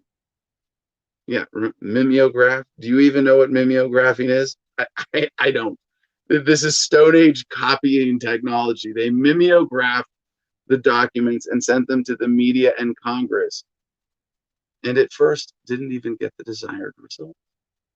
There were a lot of people they contacted who were willing to bury that story. But they got called in front of Congress and said, "Oh, you caught us. We'll never do it again. We promise. My bad. We're the FBI. Just keep giving us money and we'll keep you safe." I don't know why I do that voice for the FBI. That's certainly not how J. Edgar Hoover spoke. But in this case, we see the modern version of it. They didn't go away. They got sneakier. They got less detectable. They got more effective. A judge ordered 3 of 6 men charged in the case held without bond until trial, delaying rulings on 2 defendants. Another was ordered to return to Michigan from Delaware. As Trask said, he quote, this is the FBI agent, referring to a June 6th meeting in Dublin, Ohio, attended by roughly 15 members of anti-government groups from 4 or 5 states. They discussed possible targets taking a sitting governor, specifically issues with the governor of Michigan and Virginia, based on the lockdown orders. It wasn't immediately clear if talk of targeting Virginia's Democrat Governor Ralph Northam continued beyond the meeting. Nothing from the complaint or Trask's testimony indicated that anyone had been charged with plotting against Northam. But the mention of another governor who, like Whitmer, has drawn attacks from President Donald Trump and the alleged intent to carry out the kidnapping shortly before the bitterly divisive U.S. election escalated political tension surrounding the case. Trump urged supporters to liberate Michigan, Virginia, and Minnesota in a series of tweets in April, encouraging protesters who turned up at state capitals to oppose restrictions aimed at minimizing the virus. Now, there's a lot more to this story. I mean, background: Michigan, particularly Detroit, were hit especially hard early during the pandemic. And yeah, you would be totally justified in examining conspiracy theories around that, and the Flint water crisis, and the general economic implosion of Detroit. And so there's some more stories I want to cover on this, because I don't want to trust one more source, but there are other wrinkles to be exposed here. We go next to yahoo.com. This is actually a CNN story via Yahoo. Sheriff spoke in defense of accused domestic terrorists. What's that about? On May 18, the FBI was months into investigating, blah, blah, blah, blah. On that day, a local sheriff was sharing a protest stage with one of the men who would be charged with providing material support to terrorist acts. Berry County Sheriff Dar Leaf said he knew nothing of the alleged crimes being planned, but his apparently friendly relationship with members of the armed group suggests there can be blind spots for local law enforcement. Really? It's a blind spot, as in we don't spend enough money on law enforcement in this country. Now, here's the more interesting wrinkle. After 13 men were charged in connection with the plot, Leaf, the sheriff, said some of their actions could have been lawful. Quote, a lot of people are angry with the governor and they want her arrested, Leaf told CNN affiliate WXMI. At the May rally, Leaf had compared Whitmer's stay-at-home orders to mass detention. Leaf said, quote, are they trying to arrest, or was it a kidnap attempt? Because you can still, in Michigan, if it's a felony, you can still make a felony arrest. And it doesn't say if you are an elected official that you are exempt from that arrest. So I have to look at it from that angle. And I am hoping that's more like what it is. Now, we go, wow, okay, huge point. But guess what? That opens up a few more interesting wrinkles. But let's stop and examine this, because this would seem like the bigger point of this case is that they want to take away the whole possibility of citizen's arrest. Now, citizen's arrest, I mean, let's make one of my favorite memes about the American Revolution. Let's make tax collectors birds again. And it's a picture of a dude getting tarred and feathered. And by the way, tarring and feathering is a horrific form of torture and injury that I do not support under any circumstances. But they want us generally disempowered. They want to deny us this basic right of citizen's arrest. And it's not just that you have a right, it's that society is a lot less functional if a criminal can get away with something and know that the only person who could arrest him is a cop. If you own the cops, well, then guess what? You have free fucking reign. Now, I want to sort of simplify this, and there are a lot of cases where it's not really in question, right? If there's a gunman who's going crazy and shooting into a crowd and you tackle him and arrest him, you don't see government celebrating that as another great example of citizens arrest because there was a person committing a crime and someone who was not affiliated with government, and I guess you're affiliated in some way, but who was not affiliated with law enforcement in any way, took the law into their own hands, and they tackled this immediate threat, and they zip tied him or whatever, pinned him to the ground until law enforcement could arrive and detain them. They don't celebrate what that really is, because if they did, it would empower people to do a lot more. It would be a danger to the police themselves when rogue officers, and I'm not just saying every cop enforcing victimless crime laws, but when a rogue officer really does something crazy, you should have the right to citizen's arrest. But the law itself is set up that, oh, well, you're assaulting a police officer. You're not even assaulting. I mean, if you're breathing their air, standing on the same sidewalk, I'm not making this up, you can be charged with interfering in an officer's execution of their duties. Execution being an ironically appropriate term here. So what do you do if you find yourself in this situation where you're looking at your Governor Whitmer, and you're going, wow, well, our law enforcement really isn't up to the task. I mean, she has violated the U.S. Constitution, the Constitution of Michigan. She has committed felonies. The goddamn Cheeto Jesus, President of the United States himself, saying that we need to liberate Michigan. Now, I didn't actually anticipate telling this little backstory with this segment, but when I was involved with Iraq Veterans Against the War,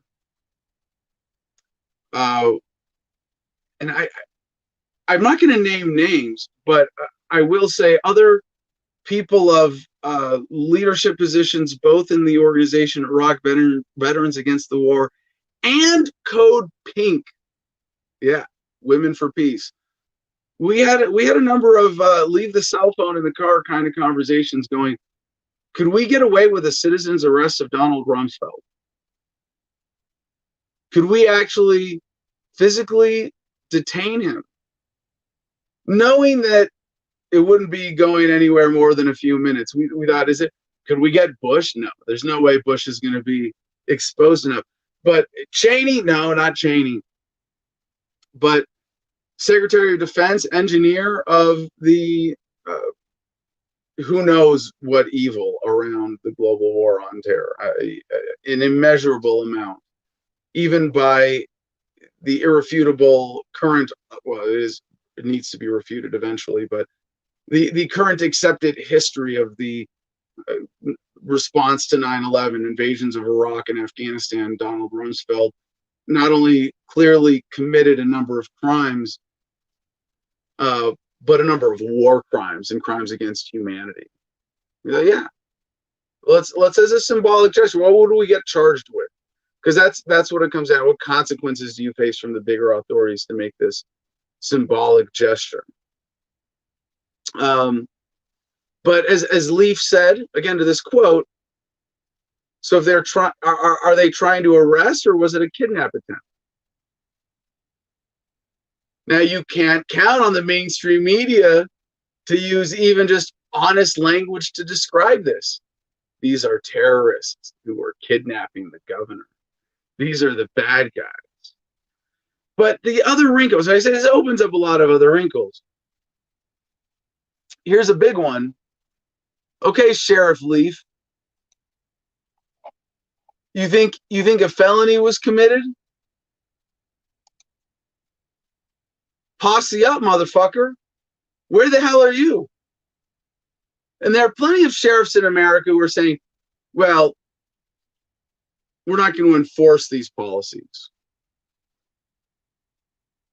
Where are the sheriffs saying, you clearly, to politicians, you clearly violated the law. You must be arrested. But that's not where this is going. Now, another story, next one on this, New York Post, nypost.com, Brandon Caserta, accused of Gretchen Whitmer kidnap plot. Trump, quote, Trump is a, quote, tyrant. One of the militiamen accused of plotting to kidnap Michigan Governor Gretchen Whitmer railed that President Trump was a tyrant and called all government workers your enemy. Video circulating on social media appears to show Brandon Caserta expressing his anti-government and anti-Trump views. Trump is not your friend, dude, Caserta says, with an anarchist flag hanging behind him. It amazes me that people actually believe that when he's shown over and over and over again that he's a tyrant. Every single person that works for government is your enemy, dude.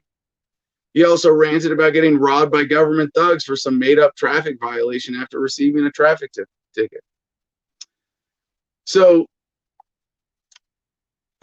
these alleged views, why are they important? They surface amid Democrat presidential nominee Joe Biden and Whitmer both blaming Trump for inspiring the Sixth Scheme, as they claim he failed to denounce white supremacy and extremism in the U.S.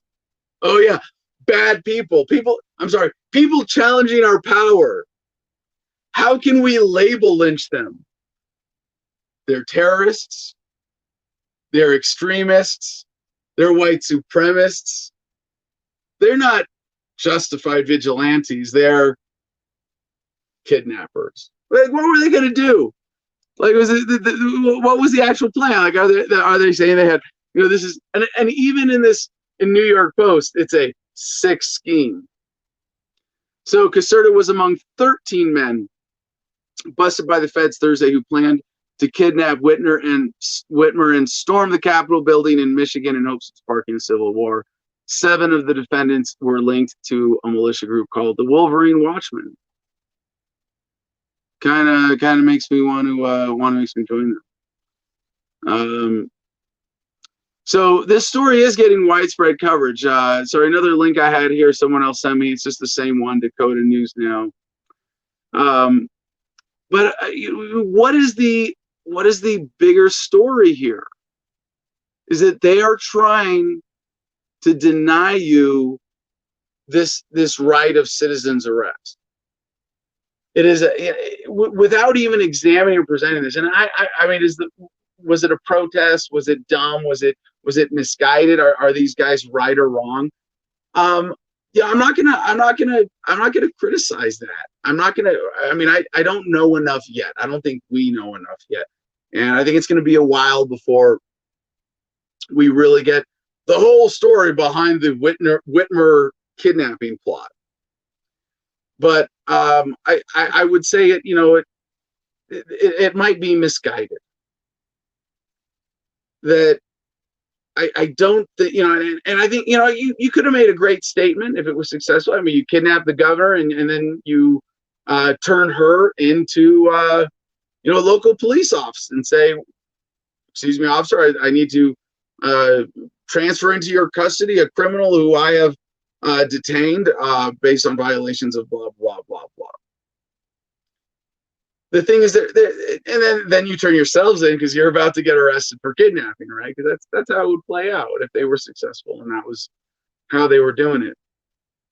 But there is something fundamentally wrong, and I will condemn this strategy, although it might be righteous. It not only is it because it's in a sense involves violations of the non-aggression principle and potential escalations that you might not anticipate with Governor Whitmer's personal security force guys. You think these things through, and maybe you did, but this was probably something that was led in the direction it was by the infiltrators. And again, something we might not find out for a long time is how much entrapment was involved here, how much fabrication of this thing.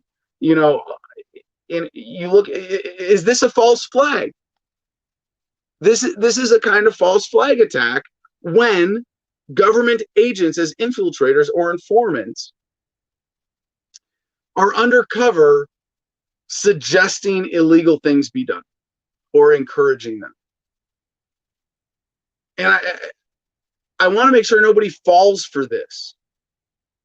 One, don't let anybody ever convince you that some violation of the non-aggression principle is justified or why.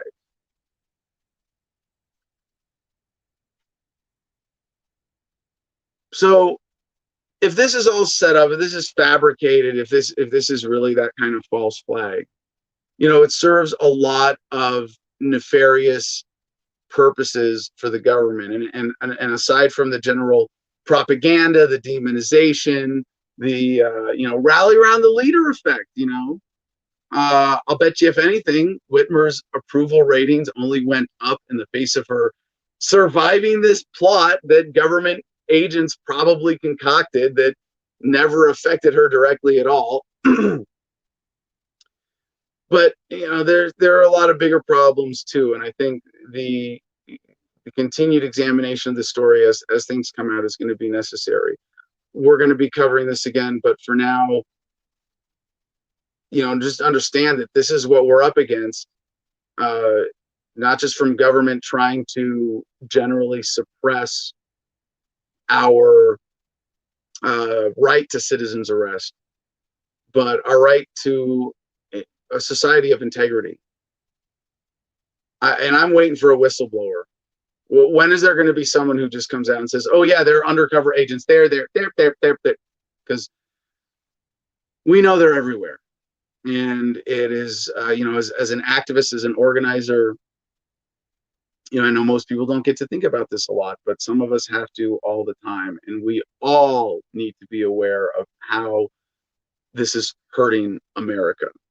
All right, quick update on Kenosha from usnews.com. Accused Kenosha gunman won't face charges in Illinois. Prosecutors say 17-year-old accused of killing 2 protesters days after Jacob Blake was shot by police in Kenosha, Wisconsin, won't face charges in home state of Illinois. But, this isn't, of course, out of the clear yet, as opposed to Wisconsin.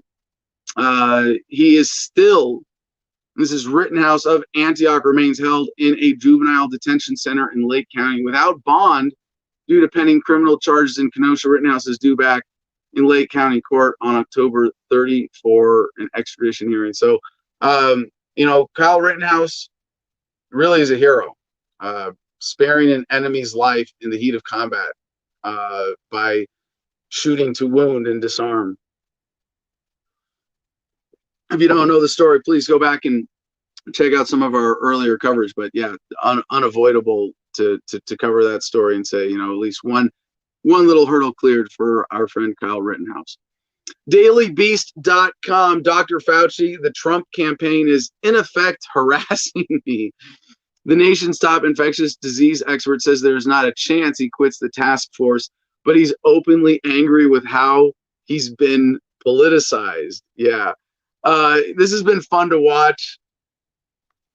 I don't know, the failed bromance between Trump and Fauci, if that's a fair way to describe it, or if it's just Trump turning on him, using him as a political pawn. But Fauci demanded that the Trump campaign refrain from using him in future campaign ads, saying Monday that it would be outrageous and terrible if he was featured in another commercial, and it could come to backfire on Team Trump. Asked by the Daily Beast if his comments were a thinly veiled threat to leave his post if he ended up in a new campaign spot, Fauci said, "Not a chance. Not in my wildest freaking dreams did I ever think about quitting." Yeah, he's making too much money, of course. So what he meant by backfire, quote, "By doing this against my will, they are in effect harassing me. Since campaign ads are about getting votes, their harassment of me might have the opposite effect of turning some voters off." I mean, harassed. Geez. Just one more fun little update wrinkle. Let's see. Can we go after? Oh yeah. So there's another fun story tied onto this. Let's see how many we can get through in the last few minutes of the show. Mediaite.com. Trump goes after Dr. Fauci, trashing him over masks. Tony's pitching arm is far more accurate than his prognostications. And this is great. I love it because Fauci famously threw out the first pitch at a U.S. Nationals game recently, with an empty stadium, and it bounced well before hitting home plate. Yeah, no problem. Let's see.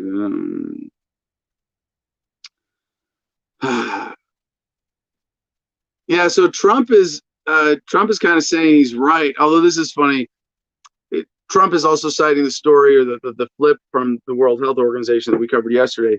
WHO no longer likes lockdowns, just came out against. Trump was right. We saved 2 million USA lives. No, that's not how that works. Yeah, I know we only got a few minutes left here. Let me just check in with our producer chat. Okay. No new stories here, but they're wow, all right. Do you guys want me to read it? We got a long conversation going in Bullshitters Anonymous. I suppose I should try to check the news here. But I gotta save this COVID block for tomorrow. I'll get my links organized, I promise. God, there's so much news here. Skipping way ahead, I guess I'm gonna just do this from the back and see how many I can get through in the next few minutes.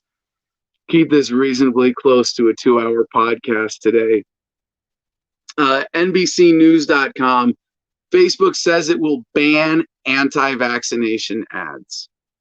The new ban comes amid a series of policy changes announced by the company to rid its social network of problematic content it had previously been hesitant to remove. So they're launching a new global policy that bans ads that discourage people from getting vaccines. The company previously did have a policy against vaccine hoaxes that were publicly identified by global health organizations. Now, I have a lot of problems with this. The company's head of health, Facebook has a head of health.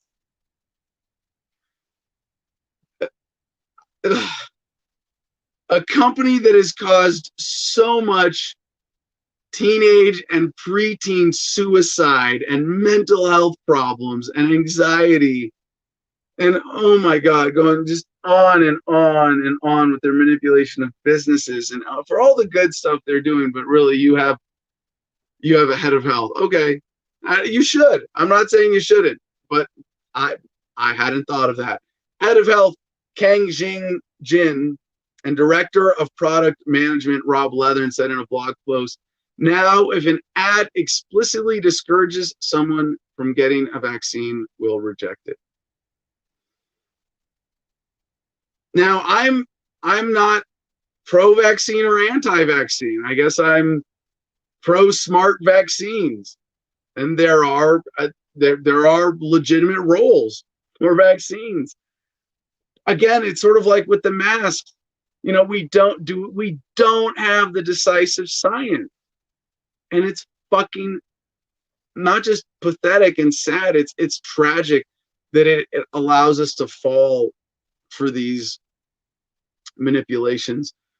Because what if we need an ad discouraging us from getting a vaccine because, oh yeah, that's dangerous and government failed us on this. Now the other one is I would rather Facebook with its billions of dollars invest in its own truth machine, decider of what is or isn't truth.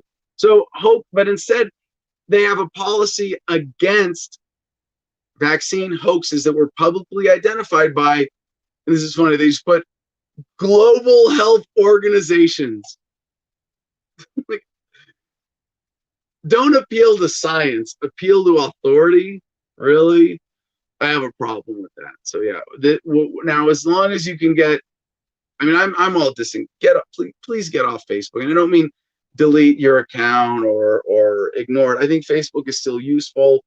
You know, even for just organizing events. You know, you want to host a dinner party, make sure that all 12 of your guests get details and can chat about their potluck dishes and coordinate. You know what? Use Facebook. Don't spend too much time with it. Don't engage in conversations that could happen better on other platforms. And for God's sakes, please don't spend any time on your news feed. If you can use it to connect to specific people deliberately or companies that you find them out, don't trust Facebook to give you an honest feed. Excuse me. All right. Another one from the producers chat today from Yahoo via Politico, or from Politico via Yahoo. Biden's son-in-law advises campaign on pandemic while investing in COVID-19 startups. Yeah, that's it. His name is Howard Krein. He's advising Biden's campaign on its coronavirus response, and his venture capital business has been running a special initiative to invest in healthcare startups that offer solutions to the pandemic. That's all you need to know about that story. Positive news from The Guardian, also shared from the Producers Club. Jet fighter Godwit breaks world record for nonstop bird flight. Yeah, this is the bar-tailed Godwit. Flies more than 12,000 kilometers from Alaska to New Zealand in 11 days. Yeah.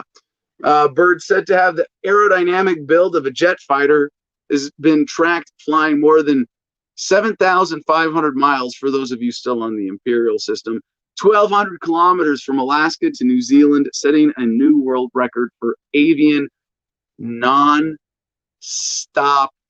flight. I mean, it would be crazy enough, right? It would be crazy enough if this was a multi-stage journey of migration. You know, like I remember yesterday you're talking about like extreme negative truths that need to be not moderated so that we can move past them. And I said, you know what? There are extreme positive truths too that you have to, there's extreme beauty and wonder in the universe and nature and all around us. So I'm glad that this story was shared. I think this was from Mercedes and the Producers Club, or Matt. But the bar-tailed Godwit, just cool name too, Godwit. Your name is Godwit? A bird, this is a bird species I've never heard of.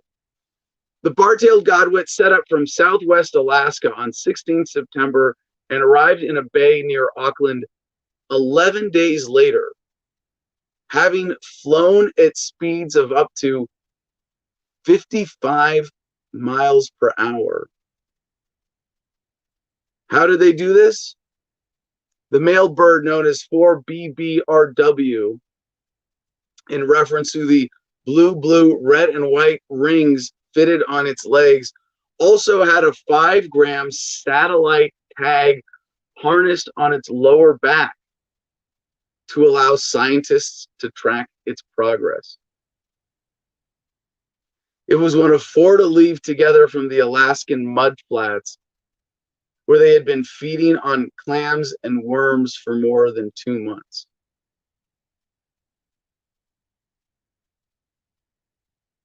The male, I mean, this is like I'm gonna stop, like, because I will geek out on the science of this. I mean, this is going so far. Like, I dare you flat earthers out there to try to convince this bird that the earth is flat. Cool story. It'll be in the notes if you want to get more into it. Another fun story just getting passed around, especially in the mainstream here. Okay, wait, so we have a comment. Mercedes, so birds will sleep in the air on long trips like this, then find the jet stream and glide. Yeah, I mean, just there's so much to this. It's unreal. All right, but it's real. It's fucking science, bitches. All right. CNN.com, trash bags of undelivered mail found outside a postal worker's home in Pennsylvania. There's stories like this all the time, but now in this election, with Trump talking about mail-in voter fraud, it's getting a lot of attention. And the funny thing is, Trump starts talking about voter fraud in the way that Trump talks about things. And yeah, he's doing some smart manipulation here, because he's causing Democrats to be subject to and expect to be subject to a lot more scrutiny in the ways that they would normally cheat elections. This happens all the time. Stealing votes, throwing votes away. Like, this is routine shit for our government. I mean, you really should not have any faith in the numbers that come out of our elections in the first place. Another story, though, it might be ramping up.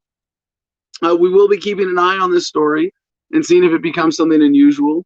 But both of these were from our producers club today, I believe. Justice.gov, this is the United States Attorney's Office, District of New Jersey website, reports with a press release. Postal employee arrested for dumping mail, including election ballots, sent to West Orange residents. Now, this was like including ballots, but there was a lot more to this. Approximately 1,875 pieces of mail, including 627 pieces of first class, 873 pieces of standard class, 2 pieces of certified mail, and only 99 general election ballots. Also 276 campaign flyers. A lot of these cases, I don't think it's manipulation of the vote. They're not trying to sway things one way or another. They're just being dicks. Like, these are just irresponsible postal workers. You know, they're not going, oh, well, of these 99 ballots that I'm throwing out, I don't know. There could be more to this story. And I'm sure at some point it does become significant, but so far, at least with this case, this is what we're looking at. All right, skipping back. LA Times via MSN, fun story. Meet LA's firefighting robot. RS3 can battle flames too dangerous for humans. So they got this like tank with hoses attached to it and a cannon to shoot out and fight fires. And it's got a little plow thing in front. And it's kind of like, it's about fucking time. Yeah. I mean, we got drones dropping water. I don't know. Maybe we don't need a land-based one, but I think it's cool. It says the sub headline here says, with its bright yellow armored body, grippy tank-like treads, plow nose, and water cannon, the Los Angeles Fire Department's latest piece of equipment looks more like a Star Wars sidekick than a firefighting assistant. So not only is this a fun, cool little story in firefighting technology and just technological progress in general, I mean, this gets me to this bigger point that I've been making over and over again about police. You have to detain someone. Why do you have to shoot them? Why do you have to assault them? Why do you have to kill them? Like, I mean, just off the top of my head. Well, I mean, just one, use your fucking tasers and pepper spray more often and your guns less. I mean, that alone, if you had cops accountable for their actions, would be a major shift in policy and save a lot of lives. But you've got someone crazy running around. Why even have an officer give chase? Fire a cargo net at him, or have a drone drop a cargo net out of the sky, or the sky, or tranquilizer darts. I mean, there's so many options. And I don't pretend to be a security expert who knows, oh, it's this or that or the other is going to be the answer. But I mean, firefighters have tanks running around with with this kind of technology. There's no reason cops can't step their game up. They don't want to. All right. Yeah, Mercedes wants to suggest new segment idea. Adam geeks out and then do science for like 4 hours because science is the best thing ever in the entire universe. Well, I'd like to think that libertarianism is in a sense the product of science. It is looking at politics scientifically. All right, can I jump through a few more stories? Yahoo.com or Bloomberg via Yahoo. PG&E may cut power to 162,000 Californians for days. Yeah, they are preparing to cut the lights. And that's not just the lights, that's the personal electronics and the TVs and all the food prep and everything else. In 24 counties in its latest effort to keep gusts from knocking down live wires and igniting wildfires. Just a good another I told you so about living off grid, right? If nothing else than that. See another, let's see, do I have it? Oh man, I got a bunch of COVID stories I got to get to. I really can't skim over any of these. I guess World Health Organization, this is from RTE.ie, said letting COVID spread with Ida herd immunity is unethical. Really? You're going to try to tell us that this is unethical? You're not forcing people to get COVID. People can stay home. People can wear their own their own PPE, take their own precautions. All right. There's some big financial news that I really do have to dissect properly, and I hate to say I can't just skim these stories, but one of them is just another Trump on Fauci from newstimes.com. Trump again attacks Fauci's guidance as coronavirus infections tick upward. Typical Trumpian confusion bullshit. And now we're down to just a dozen links that are going to carry over tomorrow. So let's wrap this up. Check in with Comment Jim Freedom. Get in on some good news and put a bow on this sucker before it gets any later. Jim, what do we have? Chip shots from the cheap seats. No, Jim. Jim is AWOL. Uh-oh. We lost Jim. We lost Jim. Lost Jim. Jim. Earth to Jim. Come in, Jim. Can you hear me, Jim? There ain't nothing we can do till he gets back. Wow.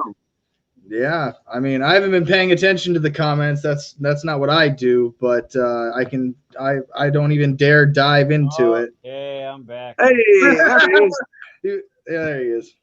Had to use I was afraid we were gonna have to. I was waiting, and I was like, man, we're 10 minutes past. I was like, I'm just gonna go. Who knows how long he's gonna talk? I'm gonna run out of breath eventually. Yeah, we were about to put out an APB. Where's Jim Freedom? Jim. You can identify him by his government identification card, which says Jim Freedom on it. I'm a statist. Is what's the proper word? I don't know. He's blown away by this bird. He says the Earth is flat, and the bird did not fly 11 days straight without stopping for water. Prove me wrong. Troll score. I was 2.5. 2.5. That's thanks for playing. But I was thinking about that seriously, though, science-wise, about the bird getting water, going 11 days without water. Obviously, some species can go longer times than humans, without water. But right, if it did need water, would it work if it's like flying through a cloud at 55 miles an hour, gathering that moisture and stuff? Wouldn't that theoretically? Wow. That was my random thought when he brought that up. So now this isn't like the story about the Godwit doesn't like challenge my understanding of science. It's not like, oh my God, the Earth must be flat because holy shit.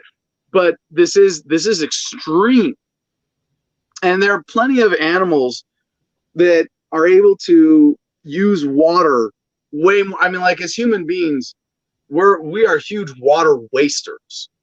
You think about how much we sweat and talk and spittle and exhale moisture. And if you study, desert animals, just, the mechanisms by which they're able to live in extreme arid environments, it's crazy. But what's crazy about this is that this isn't like a tortoise, wandering around in the heat, very, very slowly, hoping to eat some plant that's got a little moisture content, or a lizard, hiding under a rock coming out at night. This is a fucking bird flying for 11 days straight. And it said, it can shrink its internal organ to make this flight. I mean, imagine being a biological machine, being a bird that flies, and being able to so customize your biology as to make an 11-day nonstop flight. That's amazing. Now, and one of the things that Mercedes pointed out is it's not self-propelled the entire time. Not only does it have a body like a jet fighter, but it finds updrafts and currents, right? And it probably is doing this seasonally in a way that follows air currents based on seasonal ocean currents. And you go, holy fuck, there's a supercomputer in this little machine too. God, how did they even figure, like the story of the evolution of this bird? There's got to be some. All right, I'll stop. Oh my God, I can imagine. if you want to hear more about Adam talking about birds in flight, just join us after the show by joining our Patreon. You can do that by going to adamversustheman.com and going to our Patreon. And just for $10 a month, you can be our better patrons. You can be the ones that help us put this show together so we can have fun every day. Monday through Friday for at least 2 hours. So thank you to our producers club that helps with this.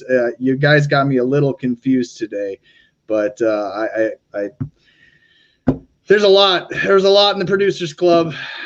I do owe one thing though, producer notes that didn't make it into any main segment. Obviously, I not that it doesn't deserve its own thought and conversation, but it is owed for Mercedes and her mental health to see just what we are dealing with here. This is just it's art to Mercedes. So I just want to make sure that it gets its full attention. That's Spike Cohen as the fly on Mike Pence's head. So yeah, it's there. It's there for you, Mercedes, as well. Nice. And anything else that we got for the store? I want to let everybody know that the first beanbag chair is en route. So that's kind of exciting to see how this beanbag is going to turn out. It's just kind of it just exists. And it is a thing that we were able to do. And I think that if you really love this show, that this would be one of the most comfortable ways you could watch the show. Yes. From the comfort of your own home. So, other than that, I got to remind everybody that I'm going to be trying my first cigar from Cigar Federation. And it's going to be the JSK Nugs. And if you just give me just a brief moment, of course, the promo code Adam10 for the JSK Nugs. And like I said, I'm a rookie at this. So I'm hoping, Adam, you can show me how to use this on Friday night. You know what? Yes, that gives me a good idea, CJ. Let's make this Friday, because there are a lot of people who don't know how to appreciate a cigar. I want to learn. Yeah, it's about that time. It's kind of like a 5-minute talk. Yeah, that's what I'm saying. And answering, everybody's got some like quirky question, like, can I do this? Do I do this? Can I do that? And eventually you kind of graduate to just going, it's something I can enjoy. And that's what we'll do this Friday. So Cigars and Sunsets will include CJ, we're gonna do this we'll just do StreamYard. If you're gonna join us, we'll get you and me on StreamYard just to be safe, and then we'll broadcast just Periscope only. How about that? I don't know, man. I'm a virgin when it comes to cigars. I don't know if I want my first time being live in front of the world as I choke to death. You won't. You smoke cigarettes. Like, this is a step down in terms of. I mean. The smoke this is actually technically healthier than the cigarettes I do smoke daily. Yes. Oh, a lot. No, and I mean, one of the big differences. What's that, Jim? So just remember not to inhale it, CJ. Oh, geez. Yeah, no inhaling. Yeah, no, it's in your mouth and your nose and your throat, and really not at all. And I don't want to say not at all, but not significantly in your lungs. It really, and you can, but it really is a different experience. So we'll get into that Friday. That's it, Friday. All right. Any last comments, Jim? Take one for the team, CJ. So Peter said. Yeah, that's Peter Yapel is gonna be here in person this Friday. How dare I forget to mention we have a special edition, and Peter is like my kind of cigar smoker. And Jim knows from living together with him here how he sort of just has a nice, enjoyable, casual cigar habit. I'd like to be maybe a little more ritualistic with mine, but Peter will be here and CJ will be joining us. StreamYard, and hopefully Jim and who knows who else will be here for a little cigar party this Friday, including introductory lessons. Nice. Well, let's hear some good news and put a bow on this one. Well, the first good news is that someone in or Mercedes in the Producers Club is now trying to send me more science stuff to cover on air. This gecko trapped in amber is 54 million years old, still looks alive.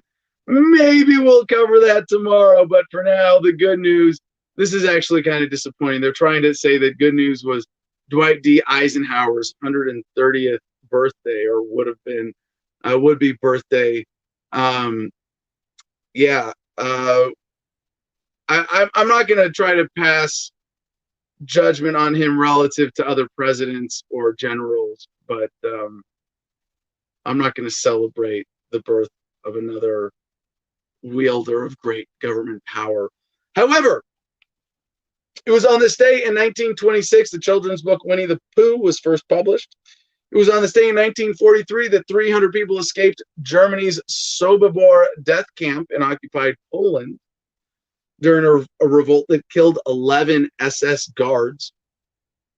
On this day in 1958, the DC Bar Association voted to accept black members. On this day in 1964, MLK Jr. became the youngest recipient of the Nobel Peace Prize. On this day in 1979, the first gay rights march on Washington, D.C. drew 200,000 people. On this day in 1991, Burmese opposition leader Aung San Suu Kyi won the Nobel Peace Prize. And on this day in 1994, Palestinian leader Yasser Arafat won the Nobel Peace Prize along with Israelis Rabin and Peres. I don't know. None of that really. There's good stuff in all of that and bad stuff in all of that. But we'll just end with one really cool thing. On this day in 1968, American sprinter Jim Hines became the first human to run a 100-meter race in under 10 seconds with 9.95. I will be impressed when he grows wings and can fly 7,500 miles in 11 days straight. With that being said, peace and love, y'all. Choose happiness and be excellent to each other.